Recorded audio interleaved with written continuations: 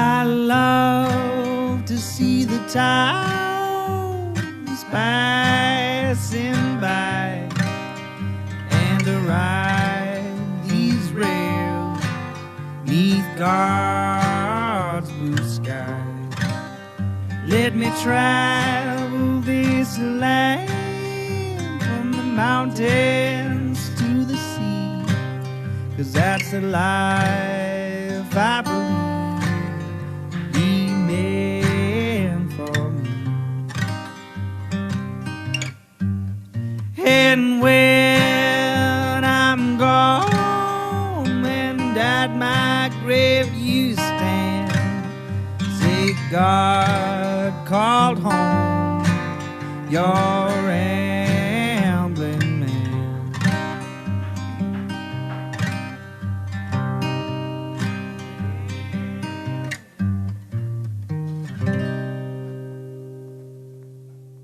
Welcome to Ramblin' Man Podcast, episode number 121. This one's with Matthew Kellogg, Carter Miller, and Erin Donovan, and they're representing the Appalachian Mountain Bike Club and the Drop-In. It's great talking to them, always great having Erin on, and good having new folks like Matthew and Carter on. If you'd like to learn more about what they do, you can visit ambcknox.org for the Appalachian Mountain Bike Club and the Drop-In Knox.com. That's THEDROPINNKNOX.com. And be sure to give them a follow on all the social media and everything from there. And they're doing a campaign right now called AMBC 45 and 45. And we talk about it a little bit on the podcast, but if you'd like more information about that, I'm putting a YouTube link in the show notes,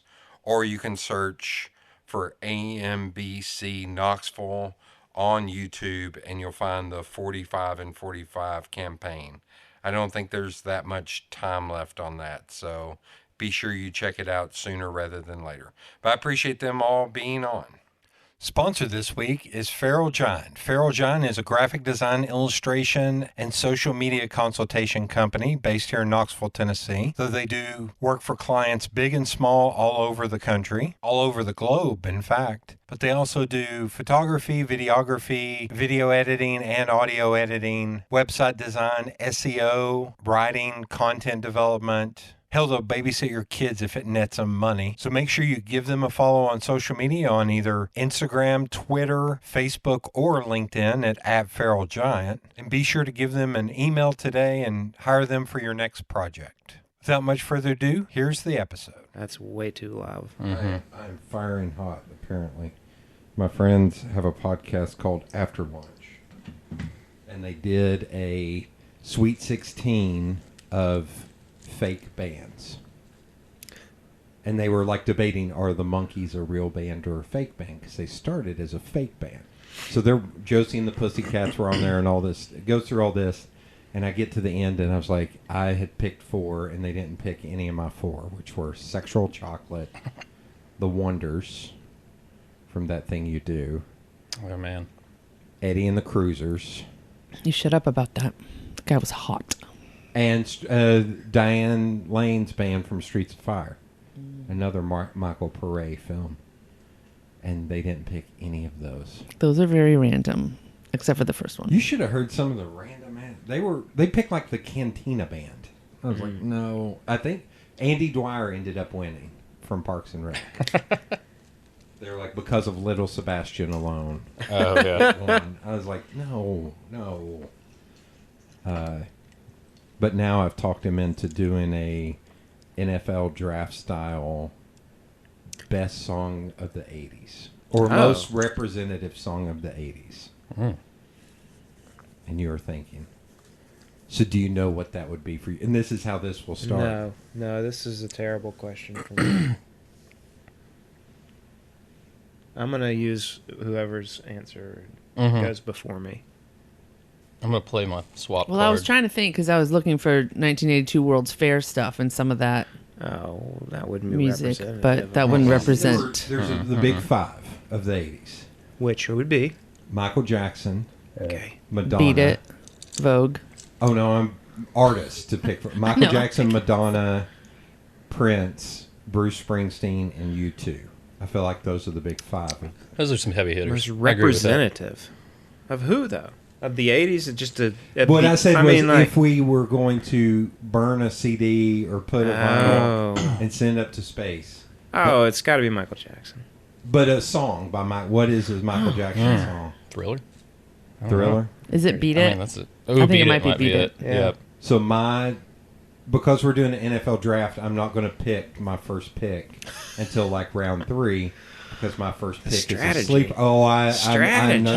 I have got Playing a long 9 game. hours worth of music already ready for this. Was Like Wow. a Virgin in the 80s or was that in the 70s? That's gonna be a 80s. long episode. 70s. That's it's gonna be a long one. Yeah, that's a So two-parter. what I think is the most I think I should have brought Harry representative so song that we could of just the pet a 80s, dog during this entire thing. I need that. Right In now. excess, never tear us How do you apart. could have brought the bottle over? Just kidding. That's the one I send up to space. What? Yeah, because in excess, never tear us apart. I feel like that's the most encapsulating of the 80s. I'm going to disagree. Aaron's hard disagree. She does not agree. I don't even know the song. Why You would don't know Never Tear Us Apart? I don't know. Sing it. Hell no. Kellogg, take it away. No, I'm just gonna look it up. You There you don't go. know In Excess? I know the songs. I don't always know their name. You got it. So I'd be really bad on Name That Tune with Lisa Donovan. Now Mm-hmm. people are backing down your road. Oh, nice. Well, when I was I think I was in high school, Rock and Roll Jeopardy came on VH1, and I was laying on the couch, and Dad was sitting there with me, and I got every single one of them right before the people buzzed in. He's like, "You need to go on this show." I was like, tops out $5,000. I would win a lot more money than that, and they won't give it. No. I can't believe You're not having any luck here. I am not. They may not be Apple There you friendly. go. There we go. Thank you. It was that easy for him. Oh God, it's going to be an he's ad, right. isn't it? It's going to be an ad. Oh, That's yeah. not That it. is not representative of the '80s. I know the song and no. No, I we're want to say wrong. no. That's That was a lot of dances though. Ooh, lousy day, Captain. Because it's also got at the end. Let's see if I can find it. Carlos texting. Sorry, it got on loud. Oh, I turned it on for the music. There you go. Random saxophone at the end. That's Anyway. 80s. 80s screams. Anyway. Has anybody had this ice cream in South Knoxville? This new place? No. Okay. We went to your Highly coffee place recommended. today though. I Was saw. it good? People are in there. It's good. They need to learn how to toast the damn bagel. What's When I say toast it dark, it should at least be brown. It doesn't need to be burnt. It needs to be brown. Okay. Where is this? Community. Oh, yeah. Yeah. Community? Is that a place? Is that what No, that is? not community. What is Commonplace. it? Commonplace. Oh, I thought you were Commonplace talking about. coffee plus community or Yeah. coffee with community coffee plus. I don't know. Chapman, right? Chapman. Yeah. 6,000. I thought you were Great talking about the address. place on South Young, Six the new Gs. ice cream and donut shop. That's what he's talking That's what about. I'm talking Yeah. about. So my friend says, I want to try it, but why did they paint their damn building black? Because it is black. It's pretty dark. Ooh, I haven't seen it. Do we need to go test it out? Yeah, I think so. I've got We got meeting. recommendations. Yeah. Apparently I'm they have in. flights of ice cream. So that's the thing. That's Small scoops. that across would the help board. Ellen's, except that then Ellen has to try so many more flavors to choose on the 5. Well, it's going to bring you back. You know, you're going No, to get 'cause that he's gonna be 5, sitting and then there you're for No, gonna- we five sit there hours forever. while I'll be like, Ellen's trying Ellen, to choose. please, just choose 5. Yeah, It's easy. I could see you, that. You get 5. Well, You don't even have to do 1. It might not be for everyone. I will help. I'll sit there with her and be like, okay, Yeah. we're going to try all of it. Yeah, let's, I'm just right a here scoop. with you. Just Get I'm through right this here with you. together. Yeah. what do we? and We then went lines to out the door, and it's like, Yeah. please, no. So before the fake ghost town that we were going to visit, I we will went never to the live this donut thing. fryer. We were going to the Elkmont because I think we thought it was still a ghost town, Oh, okay. but it's not. It literally is all rehabilitated except for like one building. It was kind of creepy there for a bit. Yeah, so I think that's what we thought we were going to. Although we did see a chimney out in the middle of nowhere. Pretty creepy. Mm. Ghost-like. Ghost But it chimney. was all the articles written about it made it sound like it was like 20 acres and there were buildings everywhere. And it was like, no, it was one little half It's a road. street, yeah, basically. Yeah. Then now you have to drive down to get out of it. And when I went to Western Carolina, my freshman year, the geography teacher started talking about ghost towns. And he gave us a couple locations, and we went to check them out. It was super cool. Like, literally mills that would shut down, and all the factory housing around it is just trees growing up everywhere. And you could walk through the mill, and it's like paper's still in the desks, and it was crazy. Like, I think that's like what we Wild thought was West going to happen. Yeah. I'm trying to remember the guy's Instagram. It's called like Abandoned Nashville is what it is. Oh, He's a okay. drummer in a band. Uh-huh. But he does that wherever he goes. Yeah. And I think he went up to Maggie Valley in the Sky in North Carolina. Oh. And he was like, to get up to that one, I had to sneak around cops. Like, he was like, that was one of the most, I'm going to get busted and get in trouble. Yeah. At this. Jeez. And there was one, somebody did one at Rural High School and one at Knoxville College. Okay, that's cool. That is cool. Did you see the series this winter? You may have seen them as a snow sports enthusiast. Mhm. There were a couple on abandoned ski resorts this year. That would be that'd neat, be though. cool. And it was sort of a promo for, like, you know, ski resorts that have been abandoned are sort of having a renaissance around, you know, people propelled skiing. So backcountry skiing, basically. Mhm. Like, they don't need a lift. They'll just skin up and use these Right. glades to come down because they're grown up at this point. But really cool. I think maybe a 3-part YouTube series it was just fun to watch for sure. Bunch of like 80s ski resorts. Yeah, or and just like older than that. I mean, retro. like super old, and like pieces parts were still working, and like all the rental equipment's still in this place. Wow. You know, from the 70s, and Got an art book over there that this guy visited abandoned Olympic stadiums. oh yeah, I could totally see that being a and thing. a photography book just based on that. And Yeah. it is, some of the brutal ones in like Russia and stuff are amazing and terrifying looking. Yeah, And it's, I can't imagine. So have you all seen, this was a big thing where the guys go into like abandoned stadiums and ride the bikes? Like he did that in Detroit in their old football stadium. No. Mm-mm. That's the one that looks like you're just begging for tetanus and to lose a leg. Because it's, I went to an antique store today, so it was sort of the same. yeah. Sounds similar. Mary Beth and I were like, It's gross. Why am I sneezing?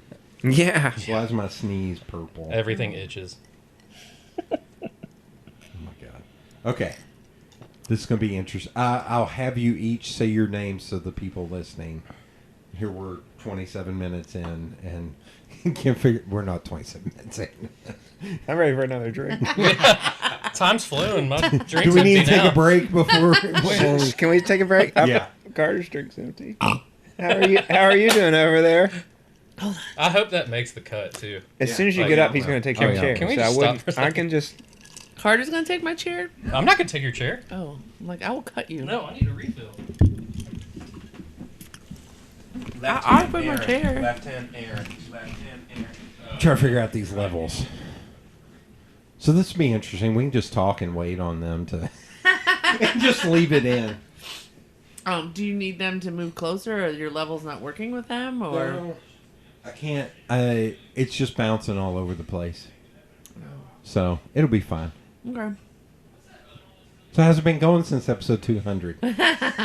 Or Things 100, Things 100. have changed a lot. Things have changed. Nothing's changed at all. You want to pick on me a little bit more to the home audience about this abandoned ghost town that we went to? No, I'm not picking on you. I Googled it too. That's the thing. Yeah. Like, we thought we were going to it, and so I'm just glad we went and got donuts beforehand. So anyone listening at home, if you ever hear of abandoned Elkmont, you're good. You don't need to go. Or I at mean, least- it's cool to take your family to. Yeah. Yeah.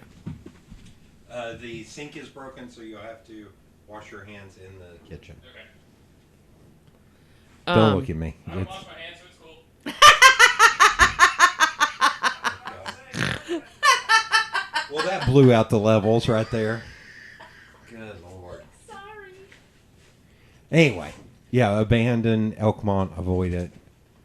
Yeah, I found I had a slight leak behind my sink and did not know. Oh, no. So I've shut that off until I can actually break it down and fix Is that it. really hard to do? I do not know how to fix things. I'm just going to be honest. So one of the biggest things is I kind of wanted to do a pedestal stink. Oh, God. This will be interesting. Any comments I get. Pedestal stink, but how it has to mount to the wall because it has to carry a lot of the weight is a pain in the ass. So if I do a vanity or whatever that's called underneath, that carries a lot of the weight. So for that, I would just have to rip out what's in there now, make sure the flooring's still good, which looking underneath, it looks like it is still fine. Okay, so dumb question. Isn't a pedestal sink already on a pedestal so you don't need all that other stuff and it holds it up there? The pedestal doesn't carry all the weight. Oh. A lot of the time, the pedestal is actually there to cover up the pipes behind it. Maybe So you like- need to look at... I'll show you a picture of my bathroom because I just redid my... Okay, I didn't... I paid someone to redo it. Yeah. And it's a pedestal sink, but it's literally just a pedestal, and then you can still see the stuff behind it. Okay. And it holds it, and 'Cause it's all mine one piece. In the half bath is you can remove the pedestal underneath. Huh. All But right. the sink itself is mounted to the wall, and that is hard. Yeah, that... And I don't want to pay somebody $1,200 to do this. Yeah. To not redo quite this? sure. Yeah. Yeah. But, so I have a question. Because you're so tall, do you have to get, like... Or do you just use a normal sink? I just use a normal sink. You just sort of lean over. The toilet is bigger. Okay. What's funny is when I bought that toilet, I bought it at Rail Salvage, Mm-hmm. and it is called a handicapped toilet Oh, well, that's interesting. back then. And now it's normal. Now you can buy them at like Lowe's and Home Depot. Talking about bathroom restorations. Welcome back. Man. Don't laugh on it either. No, I laughed. I She cackled really laughed loud. directly It's into me. the microphone. It's my laugh. Blew it up. Yeah. Not quiet. Okay, now we'll go through and say names Okay. so we know who is who. Mm. You go first. You go first. You go first. You go Me? first. Yeah. Oh. Yeah, absolutely. You're the boss. I'm Erin Donovan, and I am a member of AMBC, and I'm on the board. Not just on the board. You're the board president. I was trying to be humble. Oh, fancy. Okay. Our humble board president. Please don't laugh into the mic. turned my head back. Very good. There's a window. If you wouldn't mind sticking your head out the window to laugh. Get a noise complaint. Yeah. The neighbors have called. Nobody's moved in there yet. We're good. We're clear. I'm Matthew Kellogg, and I am the director of the Appalachian Mountain Bike Club. Okay. Yeah. I'm Carter Miller, and I am one of the owners of the Drop-In. Okay. So I have been saying it wrong, Aaron. I've been saying coalition. Appalachian Mountain Bike Coalition. I mean, you never know. We could change it. I mean, yeah, Yeah, it's just it a could C. work. The C can be anything to anybody. Yeah. So, I already know the answer for this for Aaron. okay. Where are you originally from? All right. So this is two stories. Seaford, Delaware, Okay. is where I was born. Okay. Only spent 3 years of my life there, but I do remember a lot of sledding. Sledding. Delaware. Of Delaware. That's about all I remember of Delaware. That and a ferry. And then I moved to Chattanooga, and I grew up in Chattanooga. Okay. So I've been in Tennessee, East Tennessee, my entire life, basically. When did you come to Knoxville? I came to Knoxville 20 years ago Oh, okay. Okay. Okay. for college. Okay. So So before Chattanooga started developing and they were starting some They were movement. starting- okay. Like Coolidge Park had been developed at that Okay. point. So yeah, I actually worked for an outfitter shop that faced Coolidge Park. That Okay. used to face the National Guard Armory. Oh, So I got to see okay. the change from National Guard Armory to waterfront property, waterfront park. You Okay. know. So yeah, Walnut Street I'm trying Bridge. to Those think when projects. the baseball stadium was built. That was about the time I was a senior in high school, I believe. Sometime Oh, then. okay. Yeah, downtown. Yeah. For some reason, I went, not to brag, but I went there once when I was in college. Uh-huh. It was spring break, and I decided to go on a trip, and I went to Chattanooga. Mm-hmm. Shut up, Aaron. That's great. And I went to Rock City, Ruby Falls. Shut up, Aaron. I've never been to any of those places. I Lookout don't know why you're Mountain. telling me to shut up. But I just remember turning down the road to go to them, and it was just like, good God Almighty. Like, it was a little barren. Yeah. A little barren. Yeah, for sure. Where'd you stay when you were there? Did you stay at the choo-choo? Hell no. I just Come on, I you just gotta have the drove down early in experience. the morning and drove back. I was a poor college kid. Gotcha. Well, you could still get into all their pools. They've got some pretty good pools. Ruby Falls was neat. Lookout Mountain was like riding up the tram was like, yeah.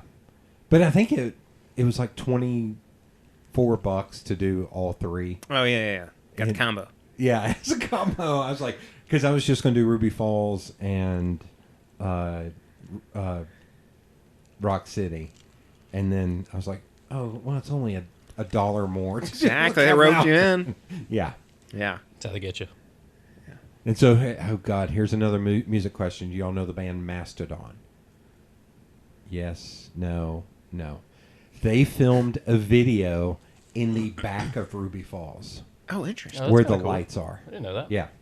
Okay. I'm going to point at the mic. Yep. Yeah, or you can move it. Okay, so Chattanooga came up here for college.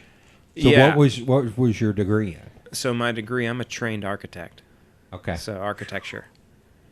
Yeah, Okay. I transferred into the program, and so I did a summer session to like catch up basically with the graduate students.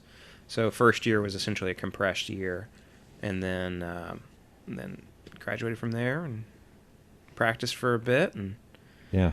then decided construction was way more fun, and then decided construction of trails is even more Oh my fun. God, are you a fan of what's the hell's that Ayn Rand Fountainhead or something? Do you know about the Fountainhead? Yeah, no, I mean, That he's an architect Yeah. and he's up in construction. That's funny. yeah. Okay. Well, it's about pace for me. It's Okay. I have to see. I'm a project guy. Okay. And so I've got to be able to see projects through in my lifetime, for one, and at a reasonable pace. And if there's one thing to be said about AMBC is we can pretty much get some stuff done in short Yeah. order. So Okay. And where are you originally from? So I am born and raised in Knoxville. So Okay. easy question, easy answer. Quick. Now and the short. tougher question. Where Yeah. did you go to high school? I went to West High School. All right. Okay. Where'd you go to high school? Fulton. Okay, my dad Oh. went to Fulton, but What year did he graduate? probably before you. All of my family went to Fulton. That's why I Okay. asked. Ah, Yeah. cool. So it's literally like I can trace within 10 years somebody, because my Yeah. parents graduated in 68 and 69.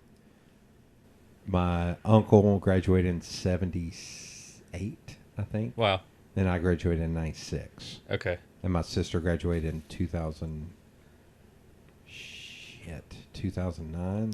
Wow. All from Fulton. Yeah. Wow. My grandmother got her GED at Fulton in the 80s, too. Crazy. So we are covered in the 80s. Yeah. That's awesome. What year, do you know what year he graduated? I don't. Okay. I don't. I'll get back to you on that. We'll have this conversation. We'll have a off the drop air. in right here. Yeah. We'll have a drop I like Yeah. it. I see what you did there. in. Yeah. I like All it. about co-branding. Uh huh. Were you always, and I'll start with Erin on this one too. I'm always going to start with I you. don't want to be Yeah. first. You're- right to left. The boys are much more interesting. Oh. Were you always into biking as a kid? Yes. I had the red Schwinn, had the training wheels. Super cool. Yeah. I think Okay. there's a picture of me with like my bowl cut going on it. It's right. It's cool. Yeah. But my first intro to mountain biking was when I was at Channel 10 and AMBC took me. I had like my cheesy bike, my Golden Eagle. And I was like, oh, bring my bike. It's totally cool. And they were like, no. That's fine. Sweetie, you're so pretty. And I don't even know whose bike I rode. I about ran over the photographer, but yeah, we just did seems the on bottom brand of for you. Flow. And so that was my first introduction to AMBC. Okay. And how about you? Yeah. Or I'll tandem this in. Were you an outdoorsy kid? Yes. Okay. Yeah. Because I feel like they I'm work still an together. outdoorsy kid. It's fine. Yeah. Okay. So I definitely grew up riding a bike. I remember taking the training wheels off at the Chickamauga Dam parking lot, and what a great feeling to have that freedom. Like Okay. I don't recall how I got shoes or tires back then, because I remember I wore both out consistently. Like my parents must have just said, okay, we're going to invest in this part of his life, but I would wear the back end of that BMX bike out, just skidding for as long as I could on hills, and then bought my first real mountain bike, a Schwinn mountain bike from the bike shop on Fraser Avenue in Chattanooga. And I rode my bike to school basically, I'd say half of the time at least. Okay. So good commuter, and then was more of a whitewater kayaker in Chattanooga sort of through high school and into college. And then when I moved to Knoxville, picked up mountain biking specifically just because of its proximity. Yeah. The ability to do it anytime. Very true. I'm the same way. I owe it a lot to my parents. They got me into it pretty young. My dad got me my first mountain bike when I was about 10, and that was a game changer. So we were fortunate enough to live next to some property where, at the time, there was a photographer from Bike Magazine, and his family lived there, and they had acres and acres and acres. And so he built trails there. And so we grew up kind of going there, and at the age of 10 on, that was what we did, every day after work, every day after school. So it was early ingrained, and then that just kind of shaped a, long career in the industry and Okay. Ever-loving passion for it. Were there times where you were different, so I'll skip you. I'll Okay. make you happy this time. Thank you. Were there times where you all dipped out of and then had to get back into it? Definitely. Yeah, and I would say like when I was younger, certainly rode a ton, still was riding my bike to and from school, but mountain biking wasn't necessarily as easily accessible, surprisingly enough, as whitewater kayaking was at the time for me, because I ended up working at Rock Creek Outfitters and just meshed with the staff there, and they basically taught me everything I needed to know about that, and so yeah, I did take sort of a hiatus, I'd say, from a lot of cycling when I went to Western Carolina initially, and then when I transferred over to Knoxville, definitely dusted off the bike top tube, and it hasn't been dusty since. Good. Yeah. Were there people that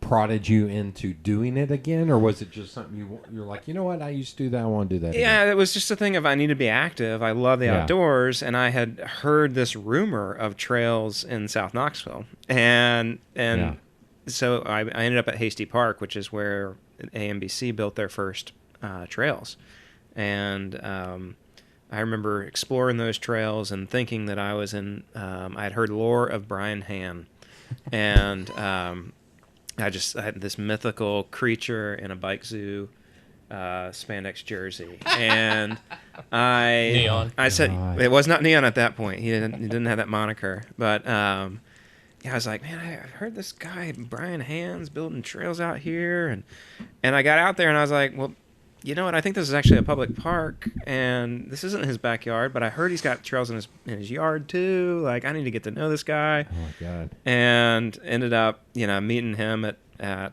Old City Java on my bike commute to work. When I was working at Studio 4 downtown, and then I hit him. We hit it off well. So. Okay. I just think of him and Jeremy Walker together. Oh, absolutely. Good. Critical. Sweet Lord. Critical members of this community. I think Walker honestly should be given more credit, potentially, than Han, just because there's never been an event where AMBC has not been adequately supplied with the beers needed to make things happen. And we can't thank him enough. He knows how to true. get people out. Hey, here's beer. Yeah, it's a pretty easy formula. And, Got nothing to add. I mean, it really is. and how about you? Very true. You dipped. I did. So what was it that got you back into it? It wasn't voluntary. It was I took a position with a traveling construction company, and it was civil construction that was all over the country. Mm-hmm. I traveled with my bike a lot, but a lot of the work was in the Midwest, and it was kind of back when I think I was still riding like a 9-inch travel free ride bike that had a slam seat and old technology, and you're not going to ride through a cornfield in that. So it just wasn't the right time. So yeah, I ended up taking a couple years off and then coming back to a completely different Knoxville, which was just mind-boggling. So that kind of, I never lost the passion for it, just coming back to the opportunity and the availability of all these incredibly built trails was just mind-blowing. How long has AMBC been around? We've been around for about a little over 15 years. Okay. And have you been involved since the beginning? No, I have not. I've been involved for about 13 or more. Okay, but that's really close. But the beginning was, I mean, and actually, AMBC's had 2 iterations. So it was a club, I'd say 20 years ago, based more out of Norris and Morristown. Yeah. But we share a common president, basically. So Randy Connor, who is our reincarnated first president, sort of was certainly involved in the original club, and that club had more.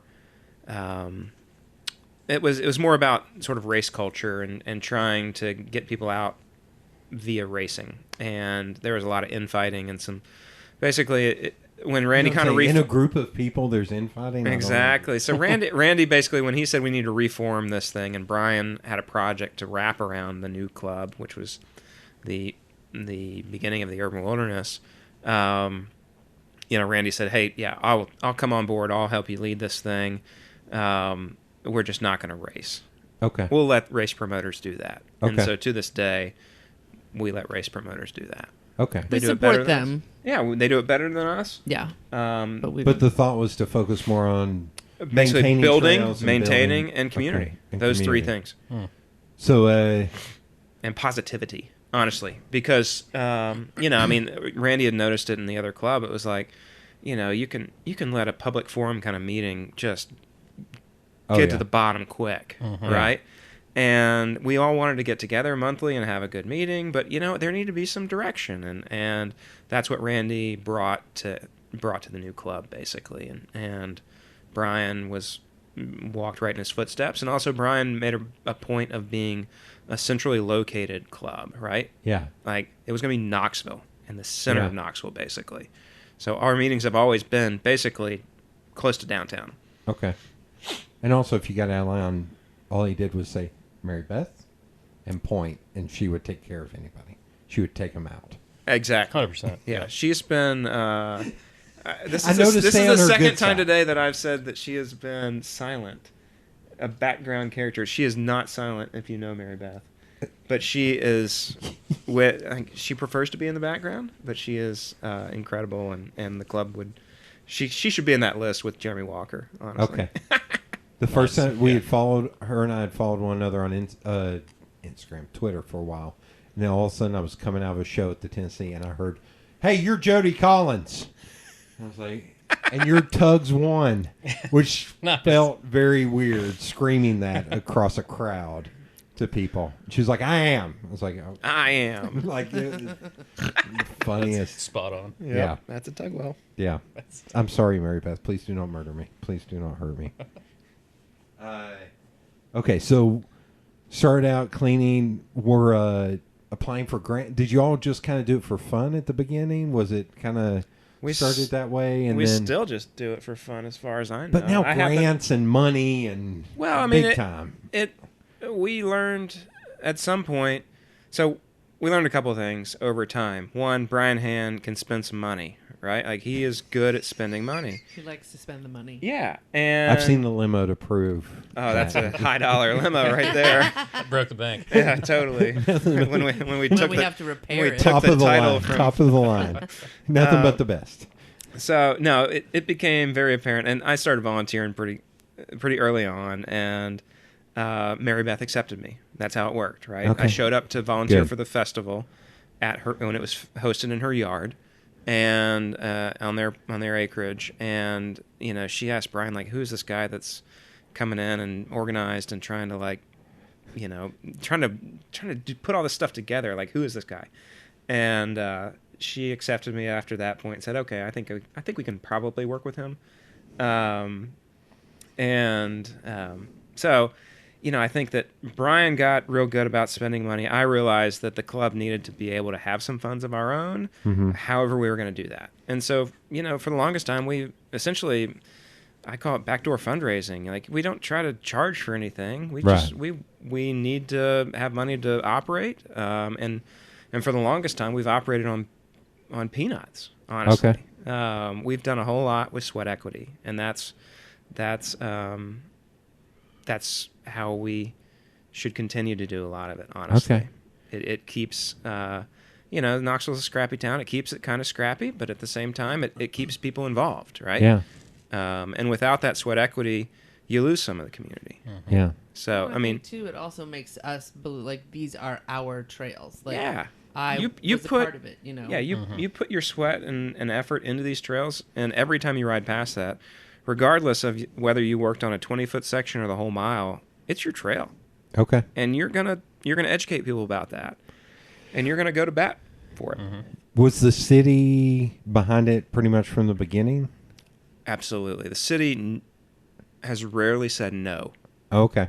which is very important in our development, right? Yeah. So we were lucky enough to rely on our parent organization, which is SORBA, the Southern Off-Road Bicycling Association, which is essentially a bunch of clubs just like us all around the Southeast.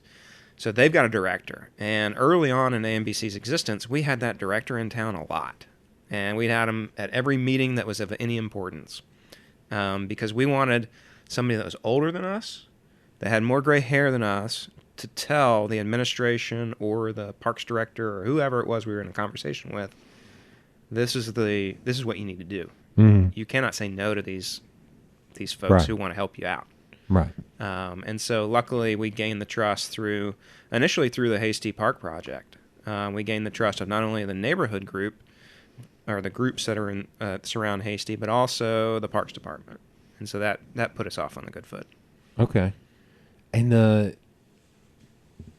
urban wilderness, has it always been that, or is that was something that became established, right? Yeah, that's essentially that's a brand, right? Okay, And that's what I so thought. that brand came from a relationship with the co-founder, essentially, is how I would put it.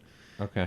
Legacy Parks Foundation, right? Because Oh, Legacy yeah. was incredibly instrumental in that project, right? So that was sort of a brainchild of Brian Han that he had this map that he had assembled that sort of showed the green space ringing South Knoxville, and he and Carol talked and said, hey, let's make this a reality. And for the longest time, that relationship was essentially Carol greasing the skids and making sure that we were essentially looked polished, right? Yeah. Because ultimately we're kind of gritty and we like to be in the woods for a lot of reasons, and so we were the boots on the ground, and she was organizing sort of funds and grants and that sort of thing. And then over time we got wings, I guess. Our downy feathers have fallen out, and we've got some pretty good feathers at this You can point. fly on your own. Almost. Fly, eagle, fly. And it's not to say we still partner with her to date.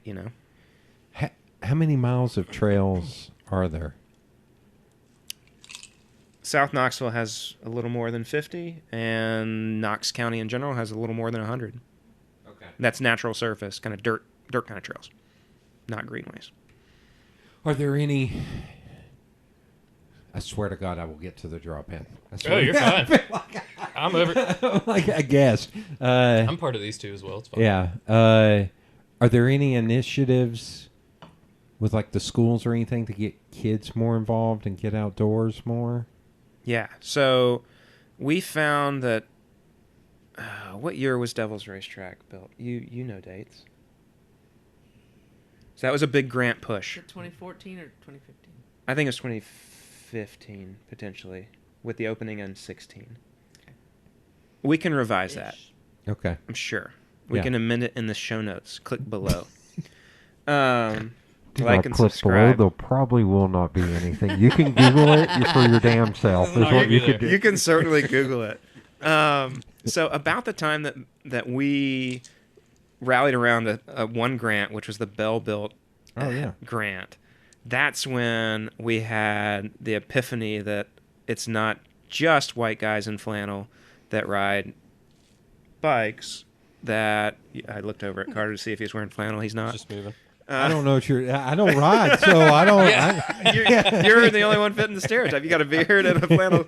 So it's not just middle-aged white guys riding bikes. And that's when Bell Helmets brought their Bell Joyride program to town, which is essentially a women's cycling organization. And it's been instrumental in sort of opening up women's cycling. But at the same time, NICA, the Interscholastic Cycling League, opened up in Tennessee. And so, yeah, AMBC now has a wing that's Appalachian Youth Cycling, AYC, that practices a couple times a week and operates out of a number of different schools around Knoxville and competes on an international level. There were just folks in Europe competing last month. It's weird because I still go back and talk at a lot of schools, and I've talked at Fulton a lot to their design program, and there are kids there that live in Lonsdale, somewhere like that. Mm-hmm. They've don't know what Market Square is, and it's wild because growing up in that I understood it, but somehow being away from it, I have forgotten that part. Right. Well, and add another step to that. Like if a child doesn't know about Market Square, how do you then? And are they more comfortable in the woods?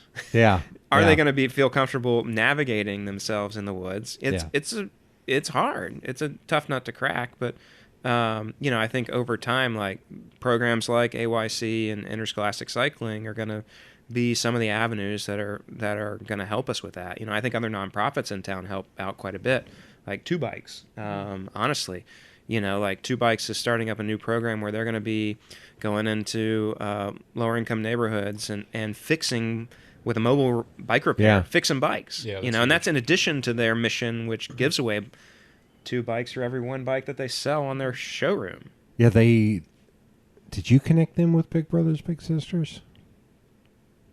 Sure. Yes. I don't know.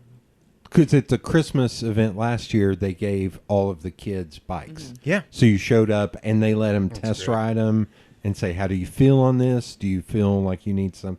And got them helmets, and it was crazy to watch all these kids be very excited. Yeah, and what they want to do is follow up with that, right? And say, okay, well, they got the bike at Christmas, but does it have a flat tire now? Do they?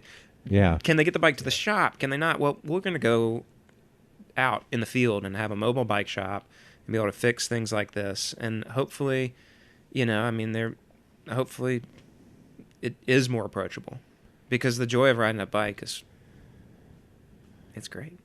So in the early days, again, I'm going to go back to it was for fun, but were there like big picture, like we would like to do this, this, and this? Yeah, I'd say there's always been a vision of being just a great community to live in, and also having, and I think as we sort of planned our projects over the years, we always try to fill a niche. Yeah. And like this project that we're working on right now with the drop-in, it fills a niche. I have to admit I had to Google that because all I knew of it was it would be Erin may throw something at me for that. It keeps getting suggested on Instagram. And I keep looking at it as like, is that a club? It looks like a club. Yeah. I don't think. No, I don't mean. Like to thank our that social kind media of club. person for that. That kind of club, like like twerking club. That's what I thought it meant. Oh, well, no. Maybe on the weekends we can try that, but starting out, no, we're not going to do that. But so did that grow out of AMBC, or was that something on its own? So it's something it's a new project that we're working on. It's just one little branch of the urban wilderness. I mean, we're all one community. We are a South Knox biking outdoor enthusiast community, and we just wanted to contribute to that.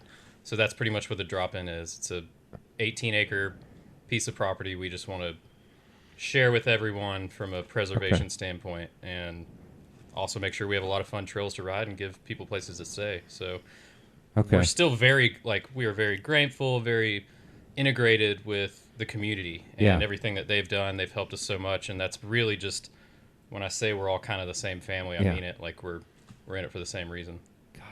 Because I think one of the biggest things is we don't, as bikers, you know, you don't always have somewhere to stay. We don't have a lot of camping over in Knoxville, you know. Right. I mean, you have to go to Pigeon Forge, all these other places.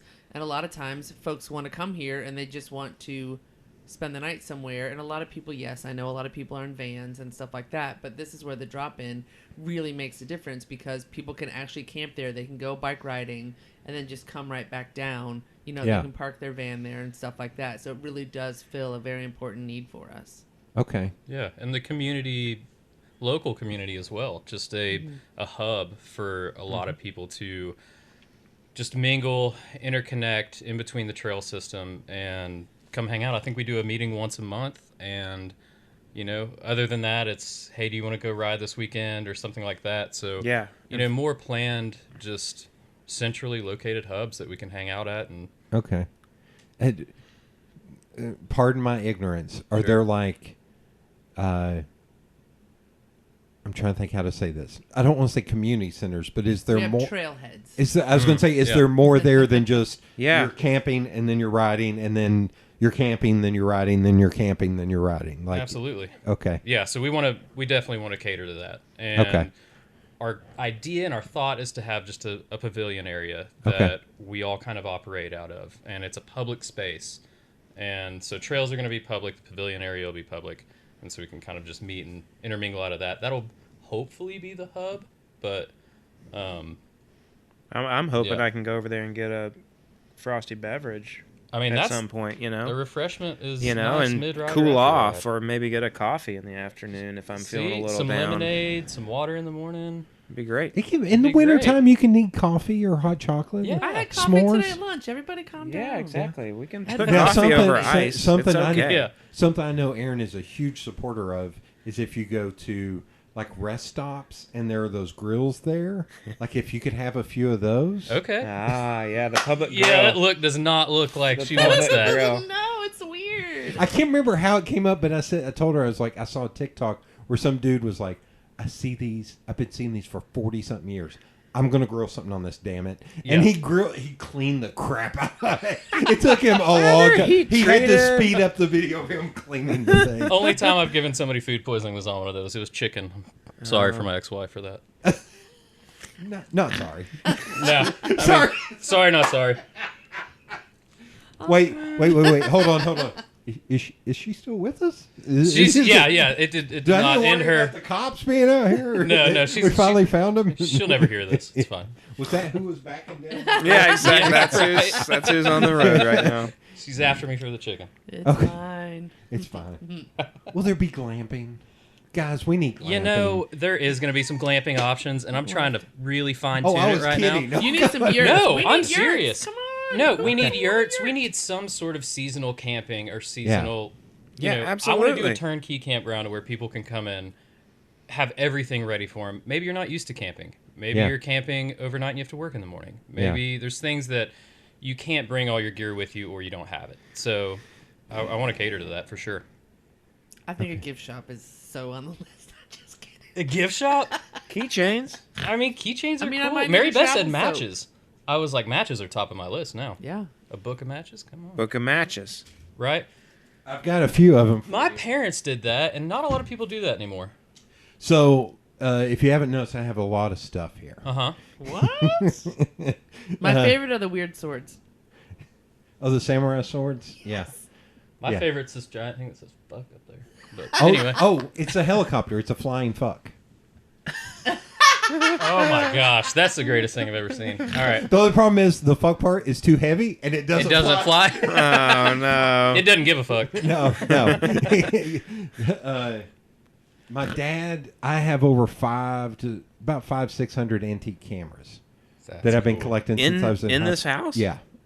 Where? I only see. Well, a lot of them are in the basement. That's the next podcast. We're going to count them Yeah. as we walk around. Oh, I'm and not going in the basement. but my dad would just Sounds call me and he'd be like, "Hey, are you home?" It's like, "Yeah." He's like, "All right, I'll be by in 5 minutes," and he would just bring me a box of cameras. Well, somehow matchbooks started coming in there, and at one point he That's so brought me random. one that was like one camera and 30 matchbooks. He's like, "Here, you're collecting matchbooks now." So I just started collecting matchbooks. There you go. You Where are sure the rest are. of them? That's all of them. Oh, you got to work on this. Yeah. That's Well, actually is yours pretty. bigger? No, that's just a pathetic showing. I Again- mean, you need more than Kellogg's that. is bigger, apparently. No, You I have more don't collect matches? matches. But if I did, If he collect did, matchbooks, it'd be a lot it'd bigger. be Well, I more will than that. point to the cigar section of my. There are many match boxes there. I see that. Yeah. Should have had Where am I? cigars. this Oh, whole time. okay, I see It it. is now. harder to find. The only place I know in town I can get a matchbook is Turn Club on the 100 block. Yes, you can get them there. They make Wow. matchbooks. You're Yes. right. So But you wait a need to month and make you'll get a all drop in one. season, like all the Strike Anywhere. Oh, the weatherproof ones? Yeah. Yeah, that'd be cool. That's a good idea. That's a good Okay. idea. Okay. You got to charge for those. That's not free. No, You should have both. Yeah. I mean, it's And none of my giveaways. business. no. If you Yeah. want to, The freebies. here's my free idea to make money. Keep talking. Marketing brain. The people who come in from out of town who have the Sprinter vans, offer to take it somewhere and clean it. Ooh. And then, did Ooh, you I like know? this. What? Here's a fun fact that nobody knows: the parking garages next to the Civic Coliseum, the top level is all RVs. That's you correct. can rent spaces, and it's Wow. not that expensive. Hey, like I I've didn't had know friends that. who live in Maryville who came down for like the U.S. Cycling the first year, and they just rented a spot and just stayed in town. They ride bikes Wow, too. that's cool. And they're like, no, we're just going to stay in town instead of driving back to. They actually live in Greenback, and they're like, instead of driving all the way out there, we'll just stay downtown. So that's an idea. That's and you cool. can charge. Another Yeah. camp spot that I noticed the other day, which I have no idea how you get to camp there, it's next to the zoo, near the Demolition Derby. You know where the Derby is? Yeah. Yeah. There's people camping there, and they're Really? hookups. What? Really? Yeah, I don't know how Huh. you get to go in there. But Oh, it's probably when the fair's not there because all those guys, all the Carnies? people that. Sorry. you can't say that I on didn't know you couldn't podcasts. say that. Is that, Is that a not I appropriate? don't Yeah, know. I I, don't think- wasn't sure. Is it a PC That's thing? why I didn't say it. Right. Now we're gonna get in trouble. No, it's not where it's not where those carnies park. It's where the Demolition Derby is staged, like where the pit. Back behind, like there's Huh. campers there. I go to the zoo now because I have a almost 2-year-old. Okay. Big zoo I guy. hate zoos, but I love the zoo now. They smell so good. Like the smell is Can't be just- any worse than the Body Farm. No. I've never been to the body farm, so Me you. neither. Yeah. I've smelled it. I I've never thought seen about it, though. that just last week. How many bodies can they stack on that property? It's not that big. It's got It's to in all different places. Yeah, it does smell. You want to put some Bengay on before you go on over there. So my dad loves telling the story about he read an article about Dr. Bass, and his main office is under Neyland Stadium. And my friend Courtney took classes there, and she's like, "Is the creepiest shit you ever see in your life."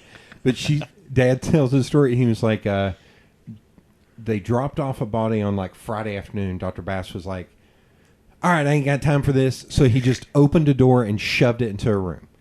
So what he didn't know is he shoved it into the janitor's closet. And then the janitor came Oh my in gosh. at like Oh, either no. Saturday morning or Oh, late that night, no. opened the door and there was a body, and he could no longer get into that room anymore after. I think the janitor quit.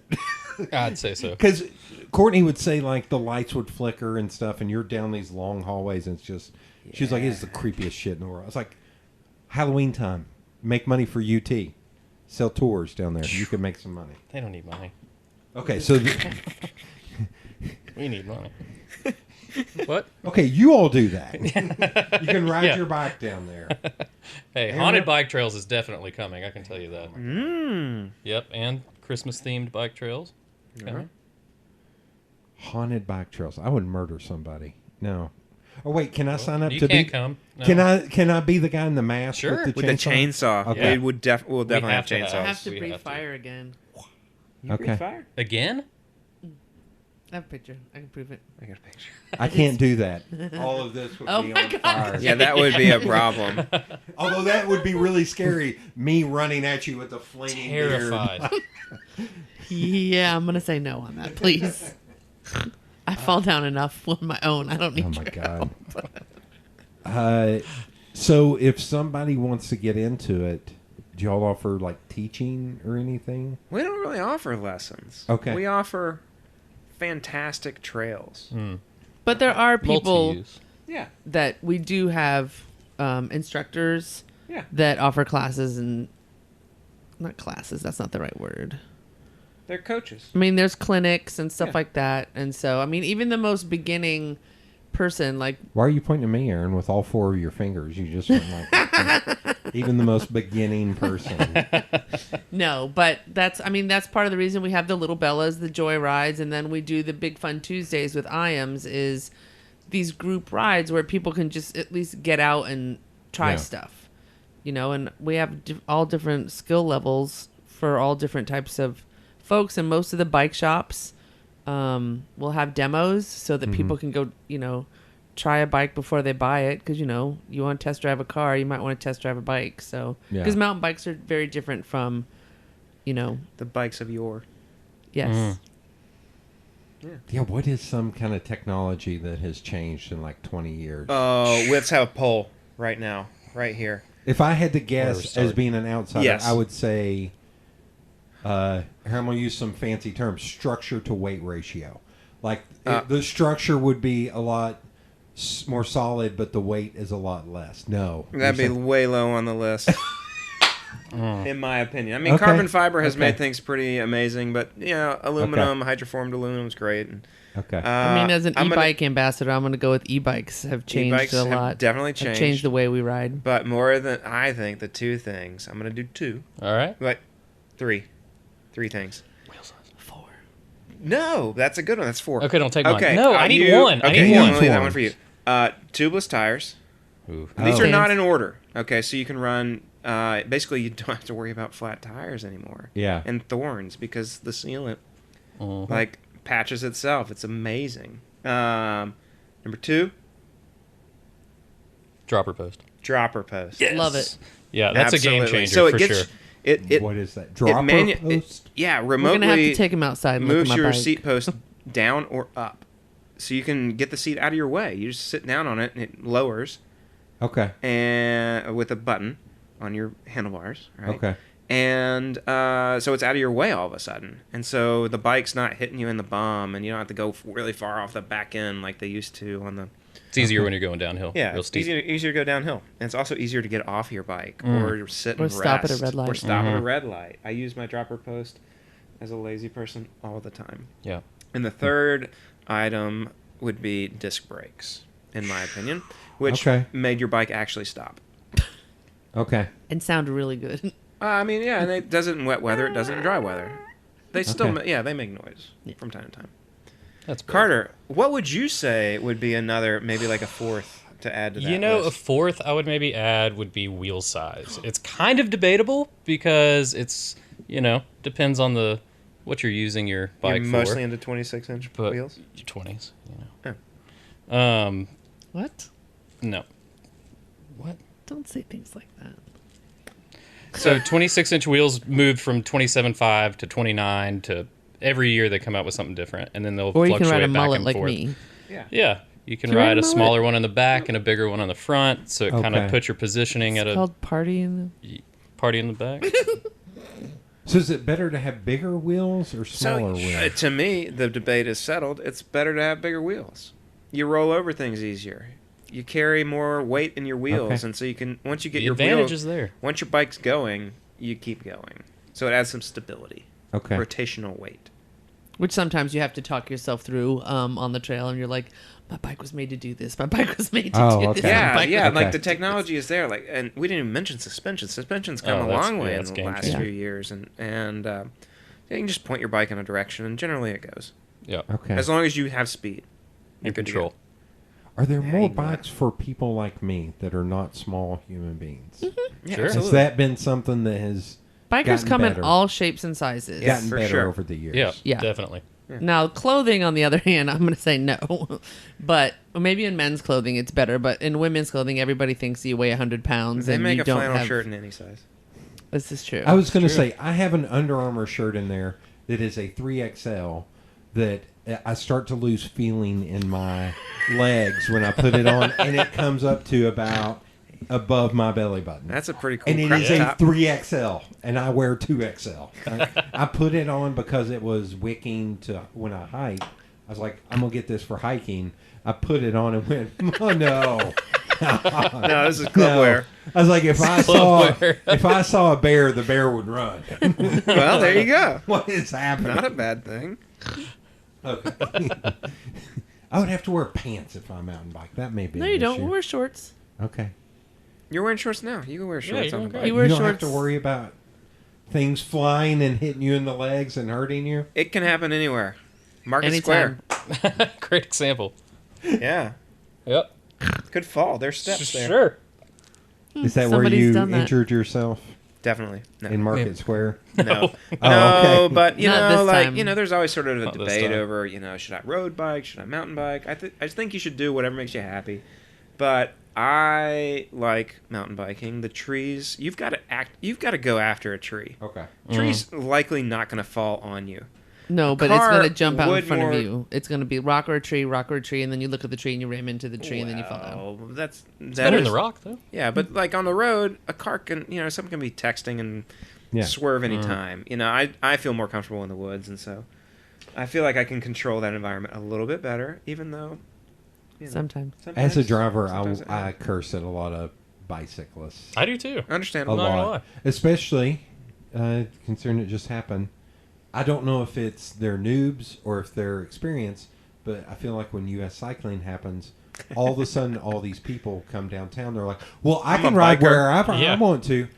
To where I was standing in front of the Bijou, this was like 3 years ago, and the road was closed, and yet they were still on the sidewalk and almost hit me, and I'm not a small target. And there were 3 of them. And it took all I that's a had gang. not to find them and beat the ever-loving shit up. I was like, you have all of this road, and you're riding on the sidewalk, and you almost hit me. I'm going to hurt you now. Like That's not cool, man. Scary. Those first couple years of the U.S. cycling thing, it was very. It's like you don't have to calm the hell down. You're not in the spandex and going really fast, man. Yeah, So, you're just on the sidewalk. You're right? just Yeah. on the sidewalk being a dickhead. Yeah. How do you There's really still some feel? of that. I feel like we're getting better though as a city Yeah, overall. and We won't talk about the bird scooters. That's No, that's No.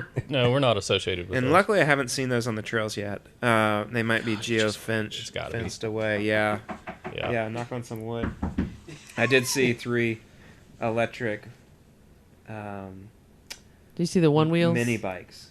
No, like Oh. full on electric mini bikes, but I'm convinced that they will not last more than 2 weeks because they were making noises already. So There's no way.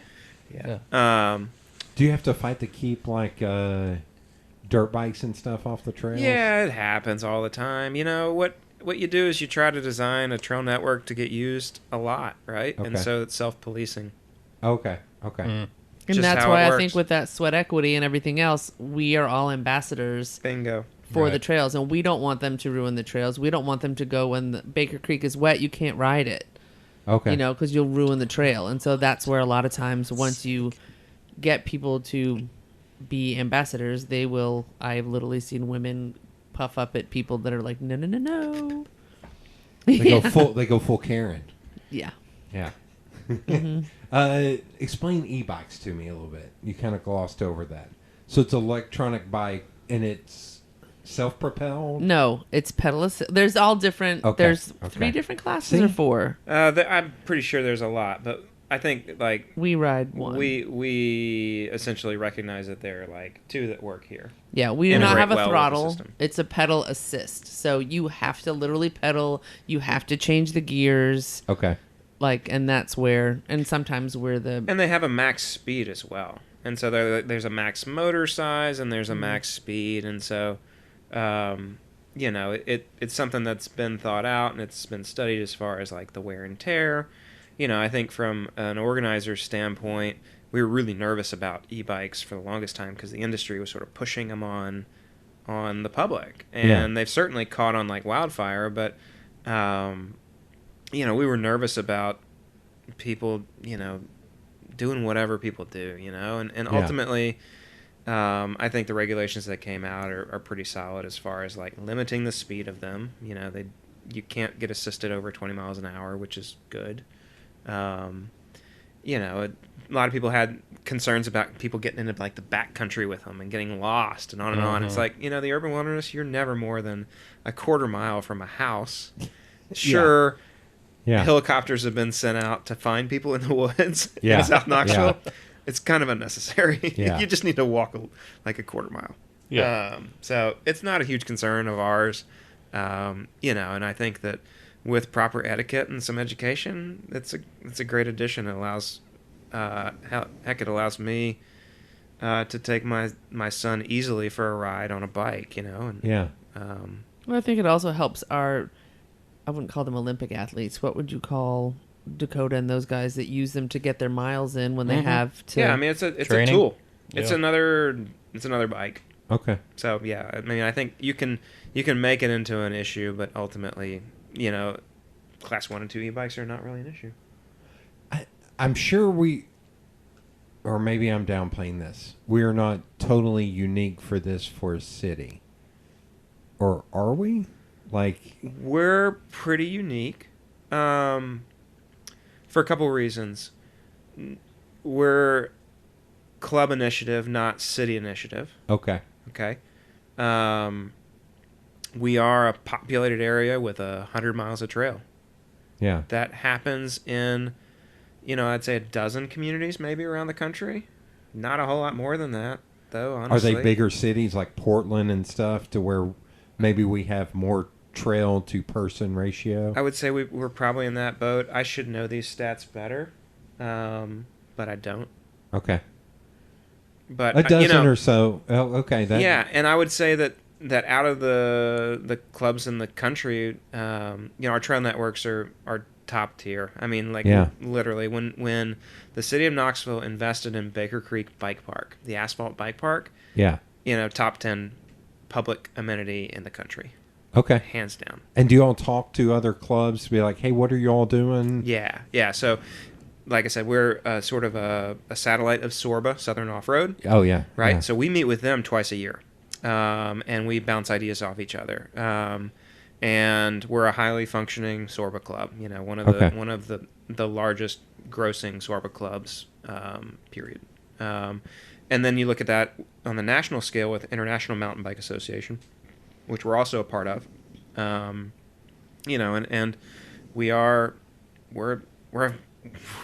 we're a solid bike community. Okay. And it's amazing when we go to other places, like to have those meetings or to go to Outer Bike and to hear other people speak of their community. I know as a joyrider, that is the female Right. riders, and you would go and we would be. Were we at Outer Bike or was that a Sorba meeting? Where we were in that theater. IMBA and Outer Bike were combined. And it that was year, just yeah. listening to these women, and we've had joyrides where we've had 100 women come out and ride the trails. Everybody meets up, and everybody goes, beginner, intermediate, Olympic riders, and they go really fast downhill and stuff. But and other women are just trying to find one other person to ride with. Yeah. We don't have that at any given time. There are text messages and emails and people just calling each other, or even meeting out in parking lots. Yeah. Yeah. Being like, hey, do you want to come? I mean, we have people from foreign countries that I've seen Brian Hand be like, hey, what are you guys doing? And they're like, well, we heard of the Devil's Racetrack and we want to go. How do we get there? And we just show them. We take them. It's a quarter mile that way. Yeah, no, we just, No, it's- Brian, I remember it specifically because it was a man and his son, and they wanted to go ride it. And Brian's like, hey, tell so-and-so I'll be back in a minute. I'm going to take these guys up to Devil's.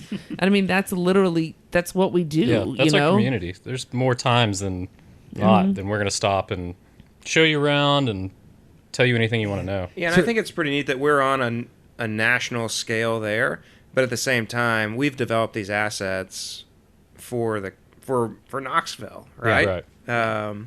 Is there like a bourbon trail like passport or something that people can stamp to go around to the That'd be like pretty Sorba? Pretty cool. Well, I Could mean, lead that. sometimes we have it. No, I'm just kidding. I think It that's would probably be trying to find somebody to actually stamp it, wouldn't it? that could be part of it, But I mean, I think the ultimate, But I was the gonna say truth with behind the drop it, in or yeah, the truth behind it is that cyclists and outdoor enthusiasts travel in Yeah. general, right? yeah. And people are always trying to find another experience and learn from other communities, right? And so it's people are always swapping ideas, and whether it's I was mind blown one of the years during Biscuit Fest.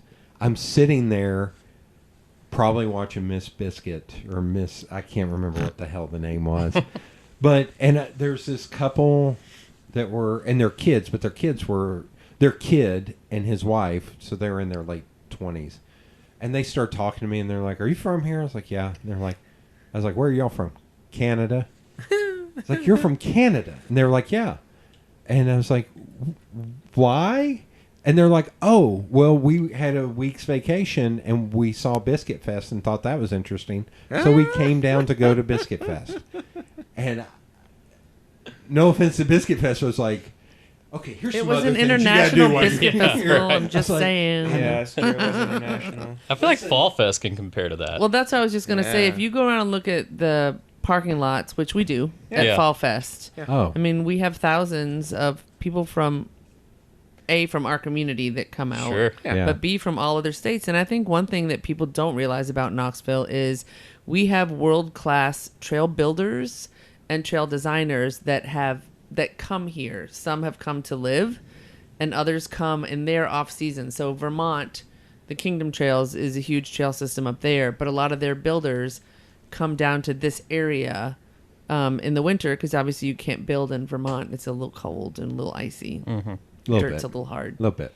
But I mean, we have trail builders that live here that travel all over the world to go Yeah. build trails in other Right. places. Yeah. Yeah, world renowned.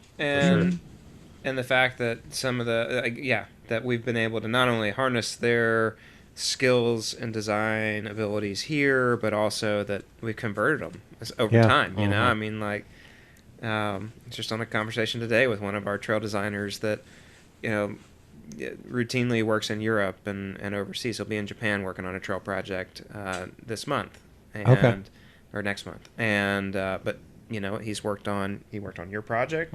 He's worked on Hasty. He's going to work on a number of things for us. So Is the drop-in something new or unique, or is that something that's being done or other places? That's a good question. All the above.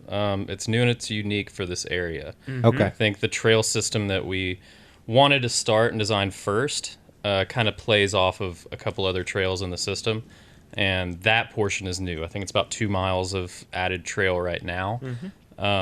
That's just a connection of the urban wilderness. So Okay. But I think the one big thing too is you have year-round trails now. correct. So we have year-round get down. So what Which- makes a year-round trail? the surface of the trail is going to not only shed water, but it's also going to be what we would consider to be hardened. So it's Okay. not like typical clay. It's going to be either stone or amended dirt that allows for a rider to ride in any condition. Okay. Okay, and because unfortunately, South Knoxville has fairly poor soil conditions, just what the soil is composed of, and so things get sloppy and muddy, and honestly, Lots of tree cover. yeah, lots of tree canopy cover, and it's just a situation where, for sustainability sake, we don't want people riding every day of the year on most trails, Right. because you tear them up, and we got to go do more work on them, right? That's part of that sweat equity, is we go and fix all these problems. So we're not going to go create more problems for ourselves. We're going to try to limit the problems. And so over time, one of the niches we needed to fill was all-weather trail. We needed, not only for Knoxville's sake, to have a trail that we could go ride any day of the year, but also for the people that traveled from out of town. They're like, oh, well, no, you're shut down. You can't ride anything. Well, truth of the matter is, people are going to ride regardless of what the conditions are. So let's give them what they want. Okay. Because I think that's one thing around. Most of us know you ride Loyston if it's raining. You ride Sharps if it's raining. If it has rained, or sometimes in the rain, because you get stuck in the rain. Yeah. But then there's just certain trails that you do not ride in the rain, or you have to wait until it dries out because of the surfaces. And I think Matthew updates that every day on our website. So he does a really good job of telling you, like, you can go here, you can't go here. And we have gates up on some of the trails so that people don't go on them, because not everyone's going to read them, and they're just going to do what they want, as Matthew said. Yeah. But I think that's one of the things where, there's Facebook pages and people are like, how are the trails? And so you trying to educate, and I think that's a really huge thing that AMBC is trying to do, is educate people on the trails, when we can ride them, and how people can help to maintain the trails. But then also we have a lot of property owners that have been nice enough to allow us to have those trails go on their property. Yeah. Oh, okay. Which it sort of builds on the case for the drop-in. So the drop-in is, I say it's a unique project, but it isn't. It's sort of building on AMBC's past of public access on private property, Okay. Exactly. right? And so this is a project where AMBC decided this is a project we need to invest in. This is on private land, but it's going to be open to the public in perpetuity. We want these trails. We want to share the cost of them. And so we're going to invest in the Drop-Ins Trail Project in order to gain access, right? Yeah. And that's something that has been done a few times in the past, but ultimately this is a new way that we're sort of structuring it, because we're actually partnering with the city of Knoxville to record the easements on this property. So, 10 years down the road, AMBC, for whatever reason, is dissolved or whatnot. Something happens. Yeah. And the drop-in decides to sell their project because they want to retire. Well, truth of the matter is those trails are going to stay on the property. And if we had recorded the easements as a nonprofit, we wouldn't be there to essentially say, hey, this is in perpetuity. These are public access. Yeah, So yeah. just like a greenway, you know what? These things are here to Yeah. stay. And so that's what's so cool about the public-private partnership that the club partnered with, not only members of the club, but also a new business that has trails in mind, and are doing these things for a great reason, Okay. And when I was looking up, I saw this 45 and 45 campaign, and it's about year-round trails. Yeah. So what is that? Yeah, so the 45 and 45 is essentially the funding drive, a fundraiser, if you will. A fun fundraiser. A fun fundraiser. Yeah. And, so we debated for a while, and instead of doing a telethon, we decided that we would do this internet fundraising No, campaign. you have to do a telethon. We're still He doing has it. to Jerry Lewis it. I want to see you stay up for 48 hours, Aaron. I got you. Smoking cigarettes. I'd pay to see it for sure. So in lieu of the telethon, we decided we would utilize the internet to help us essentially raise this $45,000, which is the club's portion of the drop-in project, right? Okay. So we're raising this money to pay our bill Yeah. with these new trails, because 4 new trails are going on the ground. Trails aren't free. We know that. Gnomes don't build them. Mm-hmm. Sweat Equity builds them, but in this case, the trails that are on the ground for this drop-in project, they're built by professionals from out of state. They're incredible craftsmen, essentially. Yeah. That built these things. They're professionals, and these trails are going to stand the test of time, and so they do cost money. And this is our way of sort of publicizing that partnership, but also closing the funding gap, right? Yeah. We have different funding streams, and our trails committee, we might invest in Concord Park, or we might put new trails at, any number of places. Yeah. But this year, the drop-in came to us with a proposal, and basically we couldn't say no. Like we're paying a portion of the cost, Yeah. which is great. Are We got a there- Forced coupon. them, we didn't give them an Essentially, option. they gave us a coupon. Yeah. BOGO. You can stay one night free. Yeah. And, yeah. No. Bring your own tent. Yeah. Bring your own BYOT. matches. Zero Yep. amenities are offered to you. No, we are very grateful, and honestly, just that speaks again to community. It's just we're all kind of in this together. So Yeah, it's like each project that AMBC does, we try to fill a niche, and this certainly not only helps the drop-ins business model of having on-site camping and trails, but it also fulfills our mission of providing sustainable trail access to Knoxvillians, and so it's a win-win for us, and we'll be, I was talking to Carter on the way over here as far as like this is sort of how we're going to need to develop trails in the future. There's not a whole lot of opportunity for large tracts of public land within the city of Knoxville or even the county. We lucked out last year, and the club bought 27 acres of property that adjoined William Hasty Park. Well, that's not going to happen all that often. no. Especially with the real estate prices, aren't it? Yeah, really. Yeah. So, Okay. Yeah. Adaptive mountain biking trails. Okay. I was trying to be sly about it, but okay. No. You are the least sly person that I know. So, Wow. You see how she treats Yeah, me? she's calling you out. Wow. So say She's that- getting a telethon, so don't worry. Yeah. adaptive mountain biking, AMTB, yes. So what does that mean? I'm not even going to try. we're going to have 3 definitions across the board. You start. Oh no. It's so that everybody gets on bikes, and so Catalyst Sports came That's to what I was gonna us. say. That was a good one.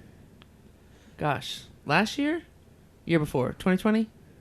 When is it? I don't know. 2 years. We lost a few years there, but Yeah, I think it was so 2020, Catalyst 2019. Sports actually, they had climbing over at River Sports, and then they had paddling out of the Cove, and so they wanted to start doing mountain biking. And Catalyst is. Catalyst Sports is adaptive sports.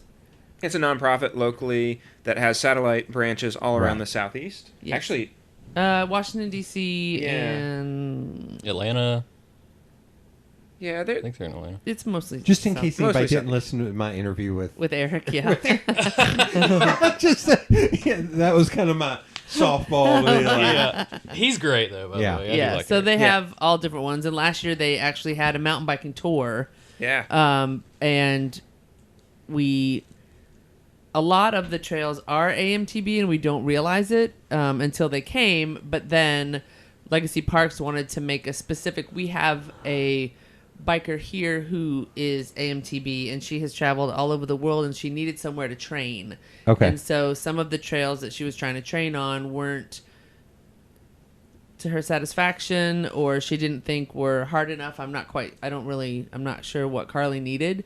But so she worked with Legacy Parks, and they went to Sharps and made an AMTB trail over there. And Matthew, what is the actual, like, does it have to, I know like with the camber and everything else, but does it have to be a certain width? I know they're still trying to Yeah, figure out so- those rules within their So the community of AMTB riders is still organizing. It's in its infancy, honestly. Mhm. Like, the technology is coming around, that the bikes they're just more adept at the trails that are on the ground, essentially. And so, AMTB cyclists are just like any other cyclist. They come in all forms and fashions. They have different handicaps. They have different trails that they want to ride, right? So essentially, we need to, as a trail club, we need to provide the experiences across the board, right? You can't just have vanilla ice cream. You've got to have all the toppings. You got to have the mixes, and so we're working to essentially learn the language, which is evolving, and modify trails where needed to make them certainly AMTB accessible in their different categories. Just like a ski run, just like any mountain bike or hiking trail, there's green, blue, and black. Those sort of ratings still apply towards AMTB. And the interesting thing is there's not a standard rating for AMTB bike trails yet. But that's in the works, and so we've adopted one of the sort of, I'll call it a beta system, right? Okay. So, right now our club is supporting Jeremy McGee's system, which is he's a cyclist. He lives over in Bentonville, Arkansas, and is a major advocate for adaptive cycling, and so we're using his language at the moment for how to rate trails. And Erin's right. We had a lot of assets on the ground already. But the truth of the matter is we need to look at it through the same lens that we looked at our trails originally, which is you need to have a whole lot of green, a whole lot of easy trails and moderate trails, because that's what the lion's share of folks are going to ride, right? Yeah. Because I think one thing that you don't realize is a lot of these folks have never been out since their accident. They haven't been out in the woods. All they've been told is, no, you can't do that. Yeah. And now we're giving them a chance to do that. And it's like some of them, it's hard to ride this bike that you've never ridden before. You have no physical activity. You have no concept of this. And maybe you can only make it around a circle. And we have that. Yeah. And some of them don't want to get out of their wheelchair or their assist chair. And so we have that too, where you can literally just take somebody around a circle, but they don't always want to be on the greenway. They want to be out in the woods. They want to see the trees. They want to feel the breeze. And it's something like that we're trying to give them, that difference. Yeah. Yeah, for all the same reasons that anybody wants to get outside or enjoy the outdoors. It's the exact same reasons. It's just we have to be able to provide the experience, right? Yeah. And so that's what I wouldn't say we're playing catch up necessarily, but we're consciously making changes, right? Yeah. Maps are different these days. We're trying to make sure that we're using the beta language to educate AMTB riders, right? And so that Yeah. the new AMTB rider can get a good education on the best place to go ride or the best practices for that, right? Yeah. Okay. Do you all set goals or checklist? So our trails committee essentially has an annual plan, and so we try to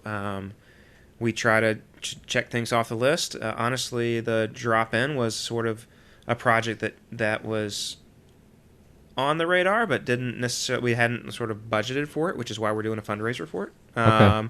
But like AMTB trails, we dedicate certain funding each year for that. And that's typically, we try to leverage funds from not only Legacy Parks, but also from REI to go after, a checklist of work on that front. Just like our Okay. maintenance projects, we have priorities and we go after them. Okay. Can we take a break? Break Yeah. time. Yeah. That's what that means. Okay. And scene. I mean, y'all can keep talking, but it's... No. Oh, I don't want to leave them. No, we'll keep talking. We'll keep talking. Yeah. Because I'm I gonna kept get talking another to drink. them when you. I'm Yeah. excited about the telethon. Is what I'm excited about. Yeah. And I'm excited How about We'll Kellogg making start me decide to drink. workshopping the telethon. How are we going to do that? I have 2 words. Or 3 words. Purple crushed velvet. Dang, I like that. Go. We're going to be. Yeah, we're on the. Here, I got to go do refills. there you go, sir. Aaron, I can walk Carter in. left I can hand. walk in. Carter left hand. Carter left hand. Aaron, you going to the bathroom? Is that where you're going? Yes. Okay. I'll let you in there first. I should just keep going, but We should. I mean, I don't know why not. Got to be recording it. what? You keep going. I'll talk. No, we're talking here. Yeah. I'm on a hot mic right So now. what led you to the drop in? Like, Oh, what, my goodness. Where did you? How did you get to there? Yeah. We could be. We're doing it. We're doing it. That's actually man. That goes a lot with what Kellogg was saying, and it's like you build what you want to ride, you build what you want to do, and Okay. you kind of build where you want to hang out. And this has always been a niche that I feel like Knoxville needed, was Yeah. just kind of central hub, as well as catering towards all the people traveling in, give them a place to stay. It's been I also want like an event space there, so it's got a ton of dreams. It's got a ton of Yeah. broad width, but yeah, it's been a pipe dream for years and years and years, and just ended up hooking up with a good friend of mine, Brian Foster, who's my business partner, and his wife Eva, and they gave me a killer opportunity that I'll never never regret and take for granted. But That's what I'm always curious about. All this stuff is like, I'm trying to think how to say this. Like, I feel like there's certain things. Good Lord, you're just drawing more attention to yourself, Aaron. she likes it that way. Yeah, I feel like there's certain things that come along that is like, you can point at and be like, almost like, well, if this didn't happen, Right. then it wouldn't help. Like, I think Alliance Brewing being over there helps a lot.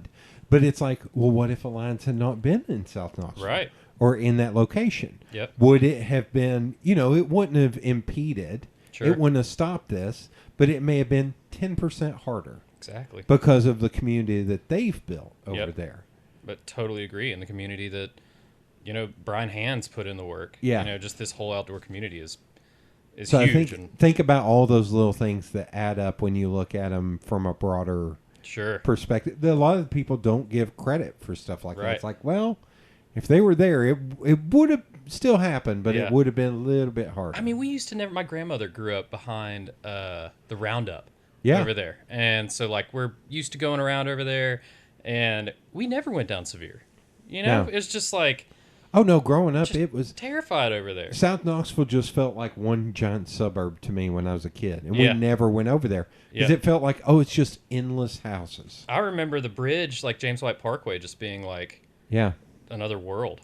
yeah, It's like I don't even know what's at the end of that thing. yeah. Like Yeah, I can't even remember when I was a kid or when I first started driving, I would go to the disc exchange all the damn time. Love that place. So I would cut across, Gay. This is Yep. before Hall of Fame. For sure. But I would cut across Gay Street or something, and I would never turn left. I would No. always just go right. Yeah.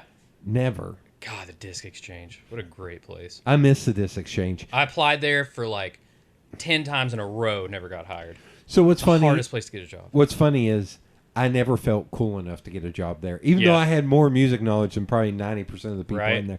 I was still just like, nah, I'm too nerdy. Or because I played football, I look like the guy who beat them up in high school. Right. So they're also not going to hire Nope. me Nope. for that. Nope.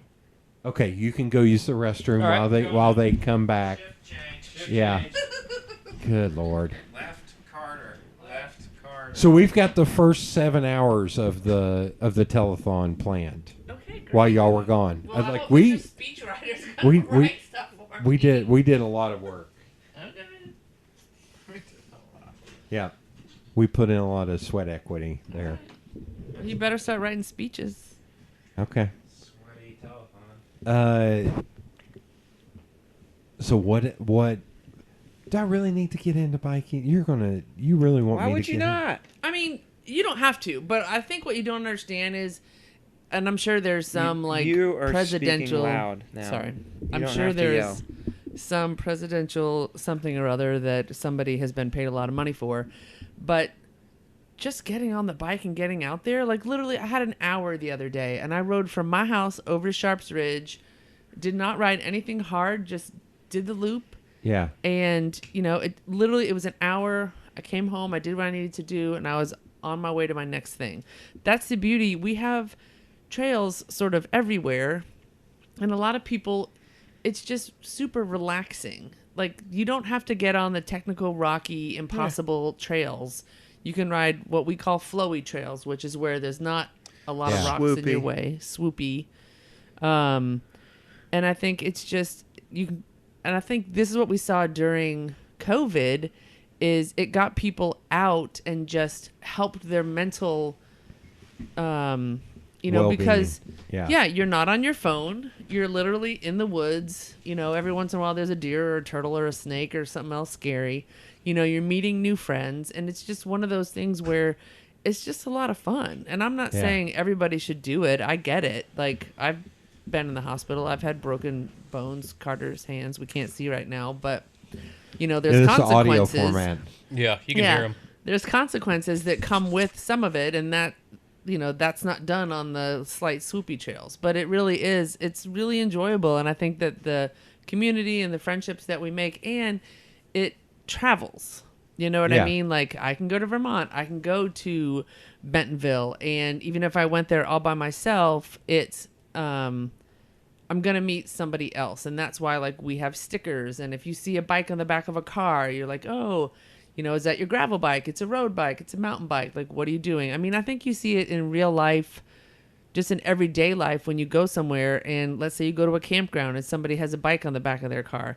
You don't care what type of bike it is. You're just like, hey, you like being in the outdoors too, or riding your bike from point A to Yeah. point B. Plus, I think too, what people don't realize is it's a way to get from point A to point B. Like, it's how some people actually have to live their lives and get places. The thing that's got me thinking about it, or have thought about it, or learn how to ride a motorcycle is just how often I am just going downtown, and how much that would save on gas or whatever. Yeah. And Oh, it's so That's- much easier. Matthew has a commuter bike that he and his wife can both ride, put the child on it.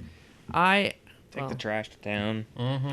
Yeah, I mean, it's just for me to ride from North Knoxville downtown is super easy, and I can actually even ride over to South Knoxville, over Yeah. near Yeah. Alliance and all that stuff. I can go to brunch with my friends, or I can go to a meeting. Right. we It's get just- it. You're very important. No, Sorry, not important sorry, at all. sorry. But it's just, but also our city has worked really hard to try and make it comfortable for bike riders with bike lanes. And if you see out on Fairmont, Yeah. we can ride that whole lane because there's not enough room, But if you go down Gay Street, you can ride down the middle of Gay Street because Yeah. you don't want to get hit by a door of a car. Right. Yeah. It's a downer. But yeah, Okay. just try it. I think that it never hurts to try something. And, you know, I mean, it might hurt because you fall down, but And I feel Thanks. like we do have a really accepting group. You know, like for first timers, whether it's a class or a course you're taking, going out with a group of friends, it's intimidating like most things, and you're going to feel awkward. But Yeah. the kind of support and the love you get from everyone else is going to make it not hurt as bad when you fall down. And it's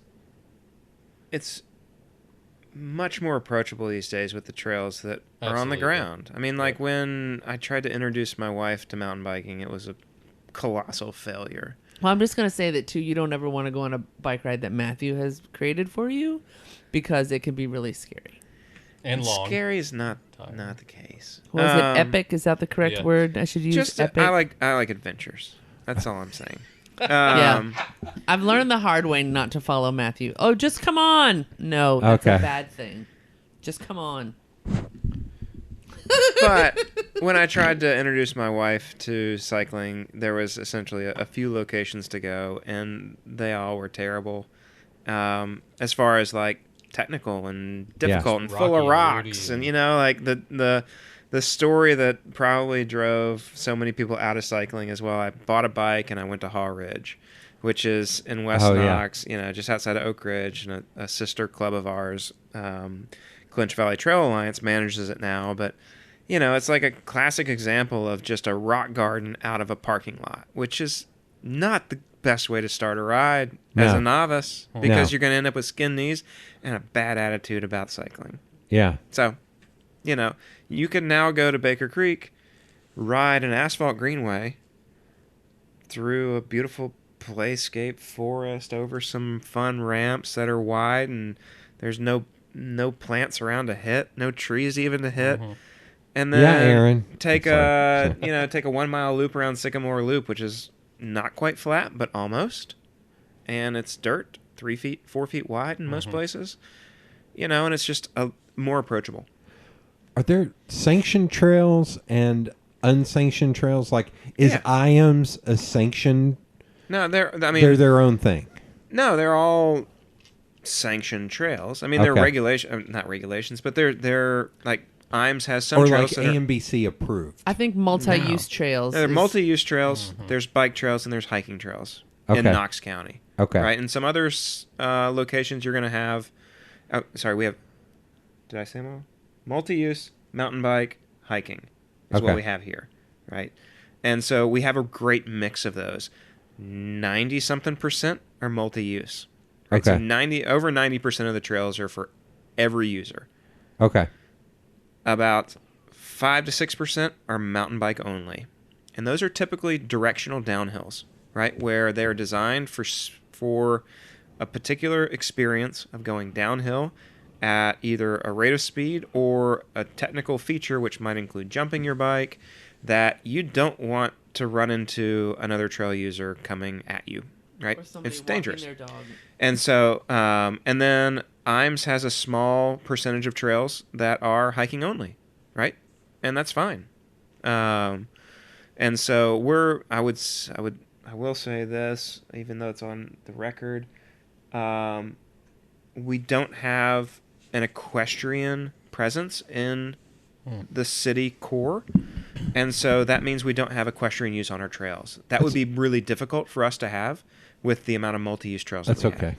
I have hiked equestrian trails in the Smokies, and the amount of poop or just divots from Yeah. the club is such a pain in the butt. It's hard a to walk, hard to totally ride. different maintenance issue that we would have, or maintenance plan we'd have to I subscribe got to. excited because they're huge, and they're usually somewhat flat. And my buddy, who's a hardcore hiker, I was like, "Oh man, this is my speed. This is awesome."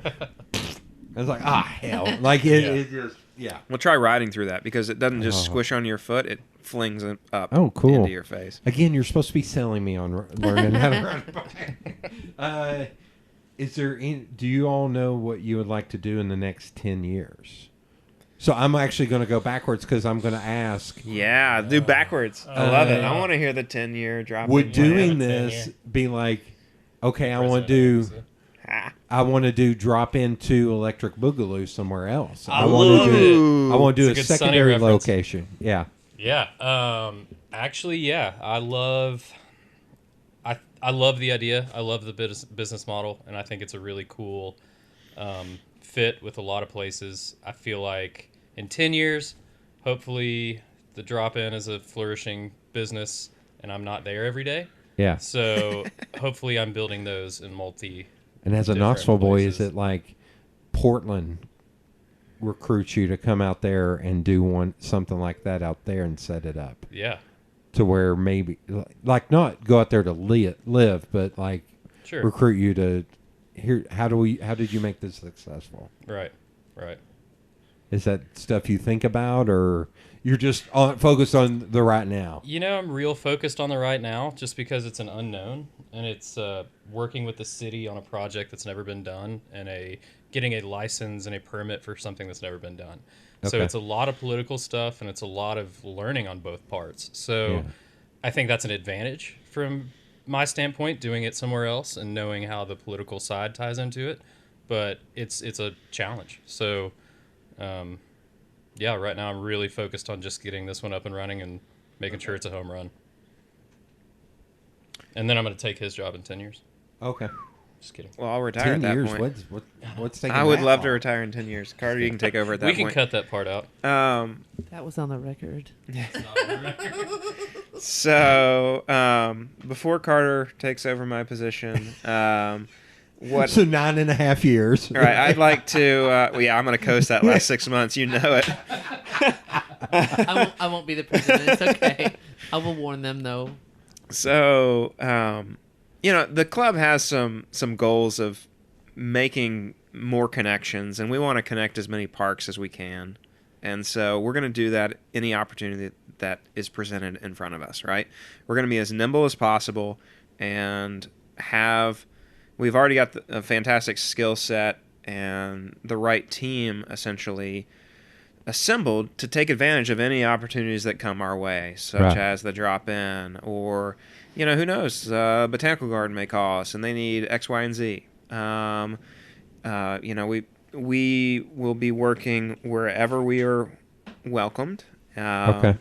And also we're going to adapt to whatever the user group is requesting at the time. Because Okay. you sort of mentioned, sanctioned, unsanctioned trails. Yeah. We're pretty fortunate to not have a whole lot of what in our industry we call rogue trails, right? Trails that are user built that aren't on maps, that confuse people, that have in my line of business or potentially conflicts with landowners, right? That may not be sanctioned by anybody, right? And so if we can be one step ahead of that, then we're in really good shape. And so that's what we want to continue to do, which is be a step ahead of somebody, so nobody's getting bored with what we're providing, and we continue to have a great community of trails.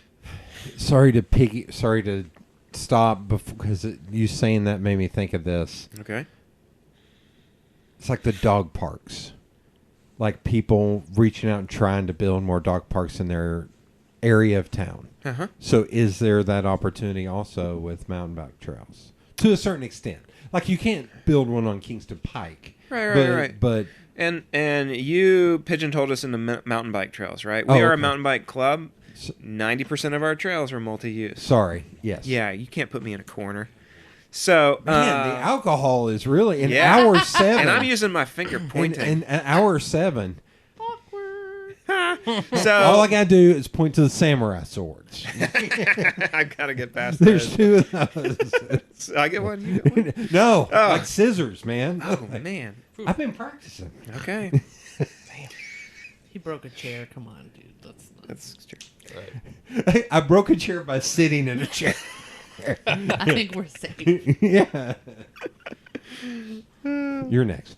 Okay, so anyway, no, I was pointing at Erin. So, but there are, like the dog parks, there are. Yeah, there's maybe always areas- opportunities. Yeah. Yeah. Okay. Yeah, and their Legacy Parks brought us to the table at a project over off of the Greenway in West Knoxville. Yeah. You know, if there's parcels, if there's green space that could potentially see development of trails, we're game.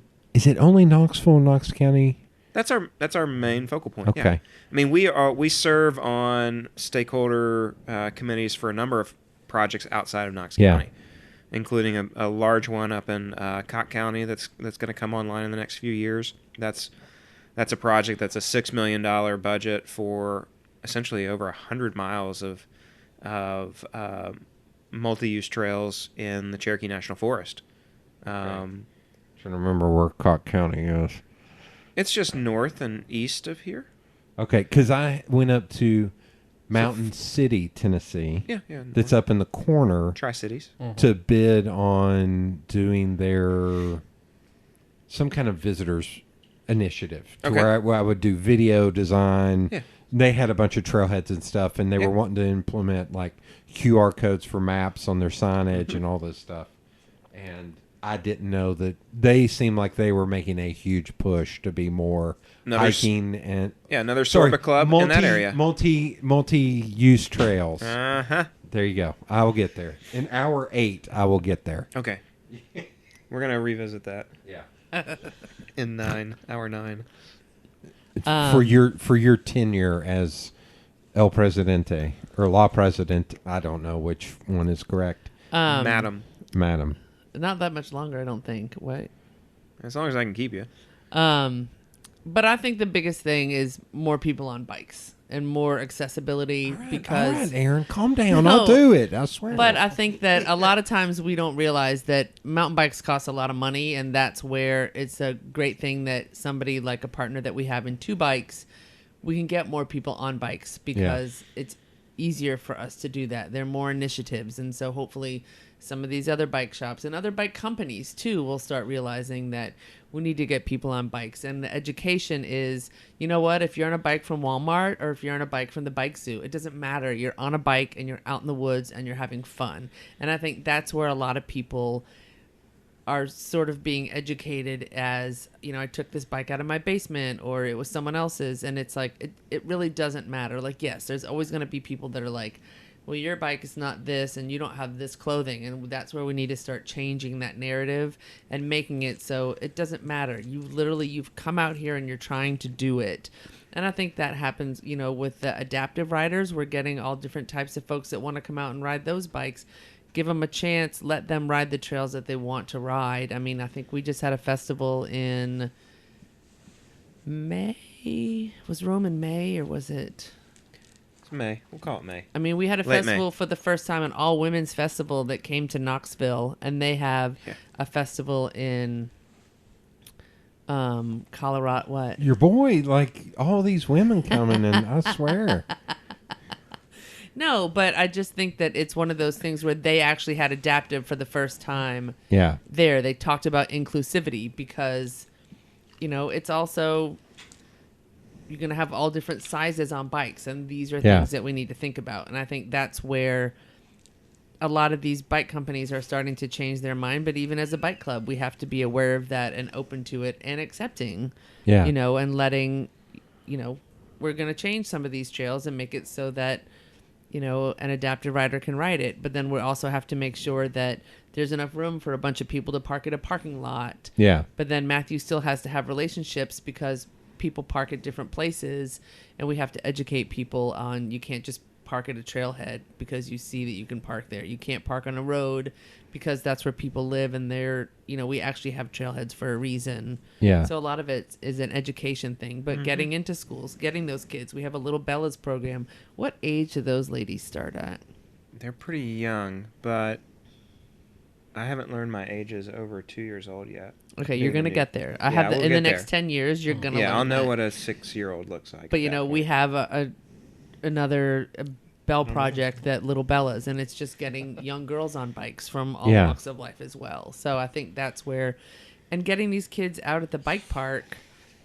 I mean, there's an education there as well, because once we have people over at the bike park, they're on scooters doing jumps, they're on skateboards doing jumps, and now they're going to learn about BMX, and then they're going to learn about mountain biking. So there's a whole nother set of folks that are going to get into mountain biking, and it's just going to be because that park was there. Yeah, that in the bike neighborhood. park that the city ponied up for, like it was on a plan of ours. The club's bike park plan for years, 7 years in the making for Baker Creek Bike Park. Yeah. And we had a vision for it, and we had planned what we thought very well for it.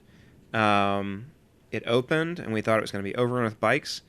Well, that was part of it, but anything with wheels is on that hard surface. Okay. It's It'll awesome. give you a heart attack too when you Yeah. see some little kid taking off of. Yeah, that's better than you. Well, I mean, I'm not on allowed to ride on those all these things. different like scooters and heck Mm-hmm. the roller skaters that are out there, Oh, yeah. longboards, Come over and just look at it. skateboards. I mean, it's cool to do. Yeah, bring your It's super skateboard impressive. over. I had ice in my mouth. I Is that the apologize. one that just kind of does this? So yeah, there's So my there's friend pump track. Esther really got into roller skating, and she's out there a Yeah. lot because she posts all kinds of videos. And from it's that. it's a great social experiment because I haven't seen a fist fight yet, but all these folks are enjoying this thing. Trust me, once I get there. Oh, really? I'm sorry. No, I thought you were bringing your scissor swords. I saw But- Scissor Okay, Swords Tom. open for Radiohead in 1997. Sorry. That's too easy. But to see the parents bringing their kids over, Yeah. they're getting interested. It's this cyclical thing that's sort of happening organically. Yeah. You know, now that if you build it, they will come. I know that sounds really dumb, but they have, and that's been a big change for South Knoxville kids. And then when parents want to come, they're like, "Oh wait, there's a bike park. Let's bring the kids over to the bike park." So when mom and dad want to come and ride, then they'll take the kids over to the bike park or on some of the other things, and people learn how to ride a wall ride because it's not super hard. But here's the thing, they don't want to drop into the jump line and learn how to ride it there because you get shy about doing things sometimes.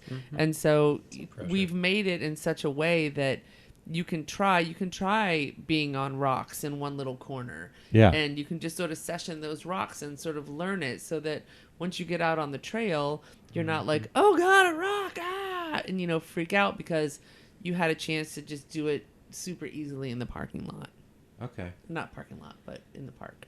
Yeah, All Yeah, right. that's Because good. I am front country. not knowledgeable in this. Is there anyone y'all would like to work with individually? Are there like companies? Are there famous people in these worlds? There are famous I'd people. like Danny McCaskill to come and just sort of Yeah, show that'd be everyone great. what's I mean, up. that'd be cool. Yeah, that'd be awesome. Yeah, Bill I mean, Murray, big Bill Murray. I fan. think that we're just lucky. Wait, who's Danny McCaskill? Oh yeah. Oh, Because I heard Bill Murray, but I don't know who Danny McCaskill is. I don't know a better way to say it, but Danny does not realize aerodynamic. Like he understands aerodynamics in a way that, like, I saw him today jump off of two rocks, and he just does these things that defy gravity. I Yeah. don't understand how it happened. Yeah, he's he's like a super crazy talented impressive. trials rider that he can make his bike do things that you would never Okay, imagine. he's a Scottish dude. He's a Scottish dude, yeah. Okay. Yeah, his home footage is really cool. Mm-hmm. Just all the stuff that he does around the house. The old phone booth stunt, that was awesome. Especially during COVID when he was just going out, and you look at some of these things because a lot of it, think of Red Bull and what those athletes do, and I mean that's Danny times 1,000. Go over this rock face, do this, flip over this, just ride your one wheel, down a log Yeah. into a crevasse of some sort. Right over a chain. Yeah. Okay. I had to look because when I looked up What's that, Bentonville? him, some of the photos made him look like the guy who was in the old Detroit Lions, the Silver Dome. Oh. And I found that video, and that guy's name is Tyler Ferningale. He's a BMX rider, Oh. But I and think, it was for Red Bull, Red Bull bike. That's why. yeah, to watch those guys ride. But I think too, when we come to wanting to work with somebody, USA Cycling has been here for 4 years now. They're going to come back for a 5th year.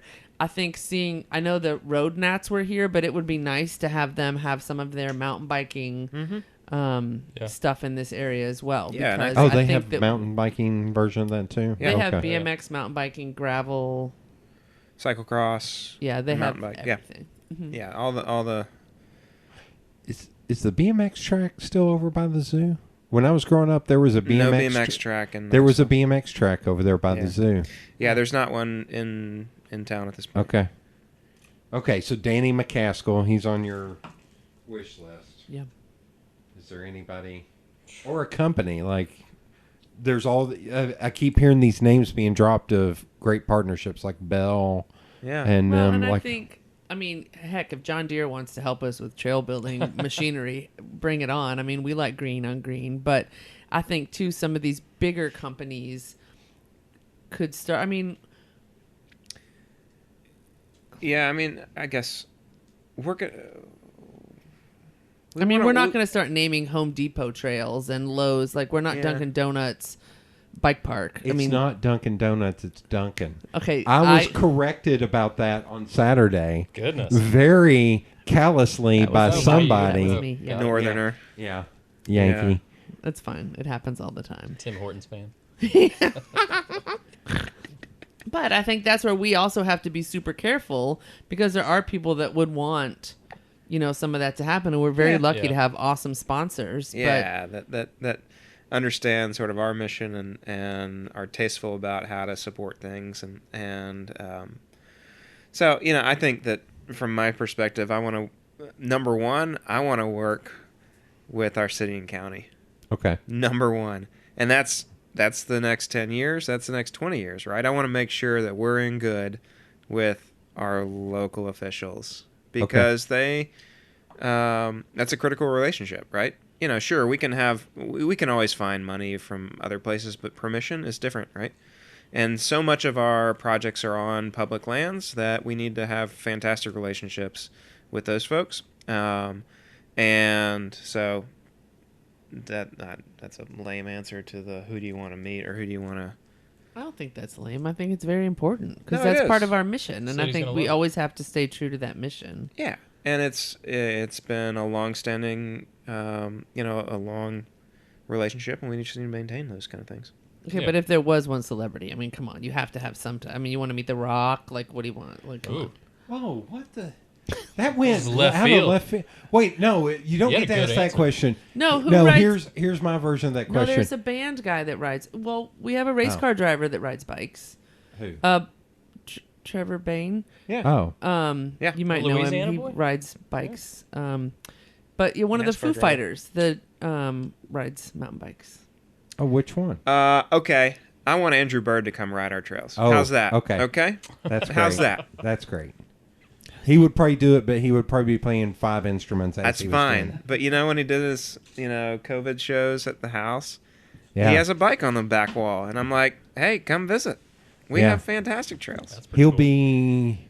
He's touring with Iron and Wine in Yep. Asheville and Nashville. They're not playing here, which bummed me out. Bummed me out But too. it's But one they of those, can drive through here and stop at our But trails. here's Yeah, what- but here's what the I next learned day's f- show is a long way away. Here's what I learned saying. from like AC Entertainment is the whole bubble thing. Yeah. To where when they sign to play here, they can't. So we were screwed for years because of Bonnaroo. Because AC would entice somebody to play Bonnaroo, but that's close enough to Knoxville where they can play Knoxville. Yeah.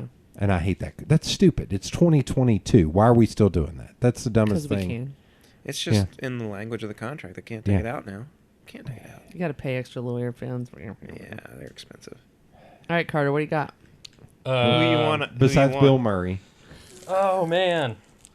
I gave an answer. So I'm just gonna go ahead and just blanket off of Matthew and just say local city officials, but more so community in Knoxville and landowners and people that are actually gonna, pony up the property that all these trails go on. Well, there's you can probably take over a Hobbit town Oh, I'm sure. at some point. I'm going to go ahead and say that now or two if anybody's still listening. Oh, God, I can see Erin looking at me. You on that. guys laugh now, but we're gonna. He's been very interested in trails for years. so- Okay. Nice. Can I Okay. move into one of those? Heck yeah.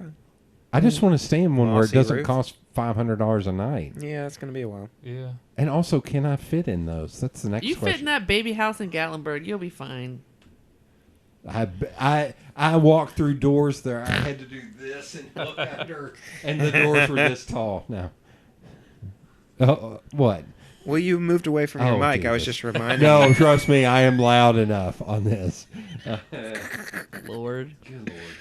Hour 12 is just rough Man, on this it's- yeah. episode. Here we're gonna end on this. We're gonna wrap up. Have we covered everything, Aaron? El Presidente, La Presidente, Oh, no, he's Madam. the executive director.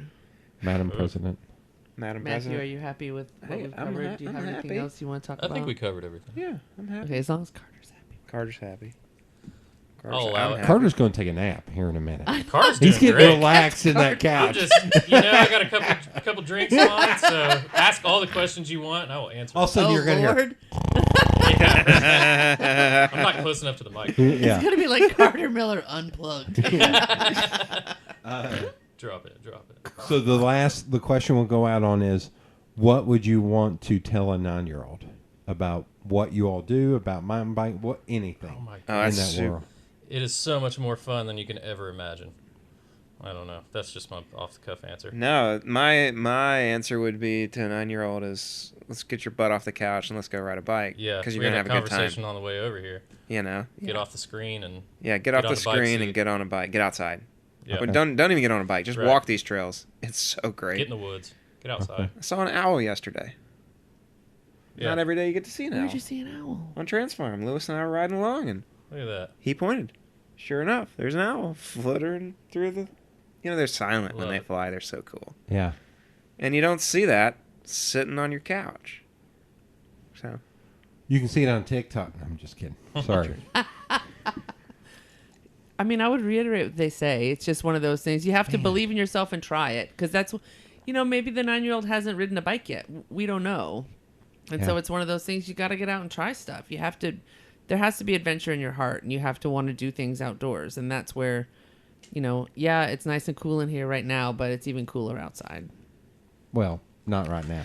It's like Kind of 95. hot. Yeah, a yeah. little muggy. But, we've got quarries to go swimming after you ride. And so, you make Good point. it what you want it to be. And it can be a lot of fun. Okay. That's a good point as any to go out on. So thank you all for being on. Yeah, thank you for having Thank you us. for Yeah, Appreciate thanks for it. having us out.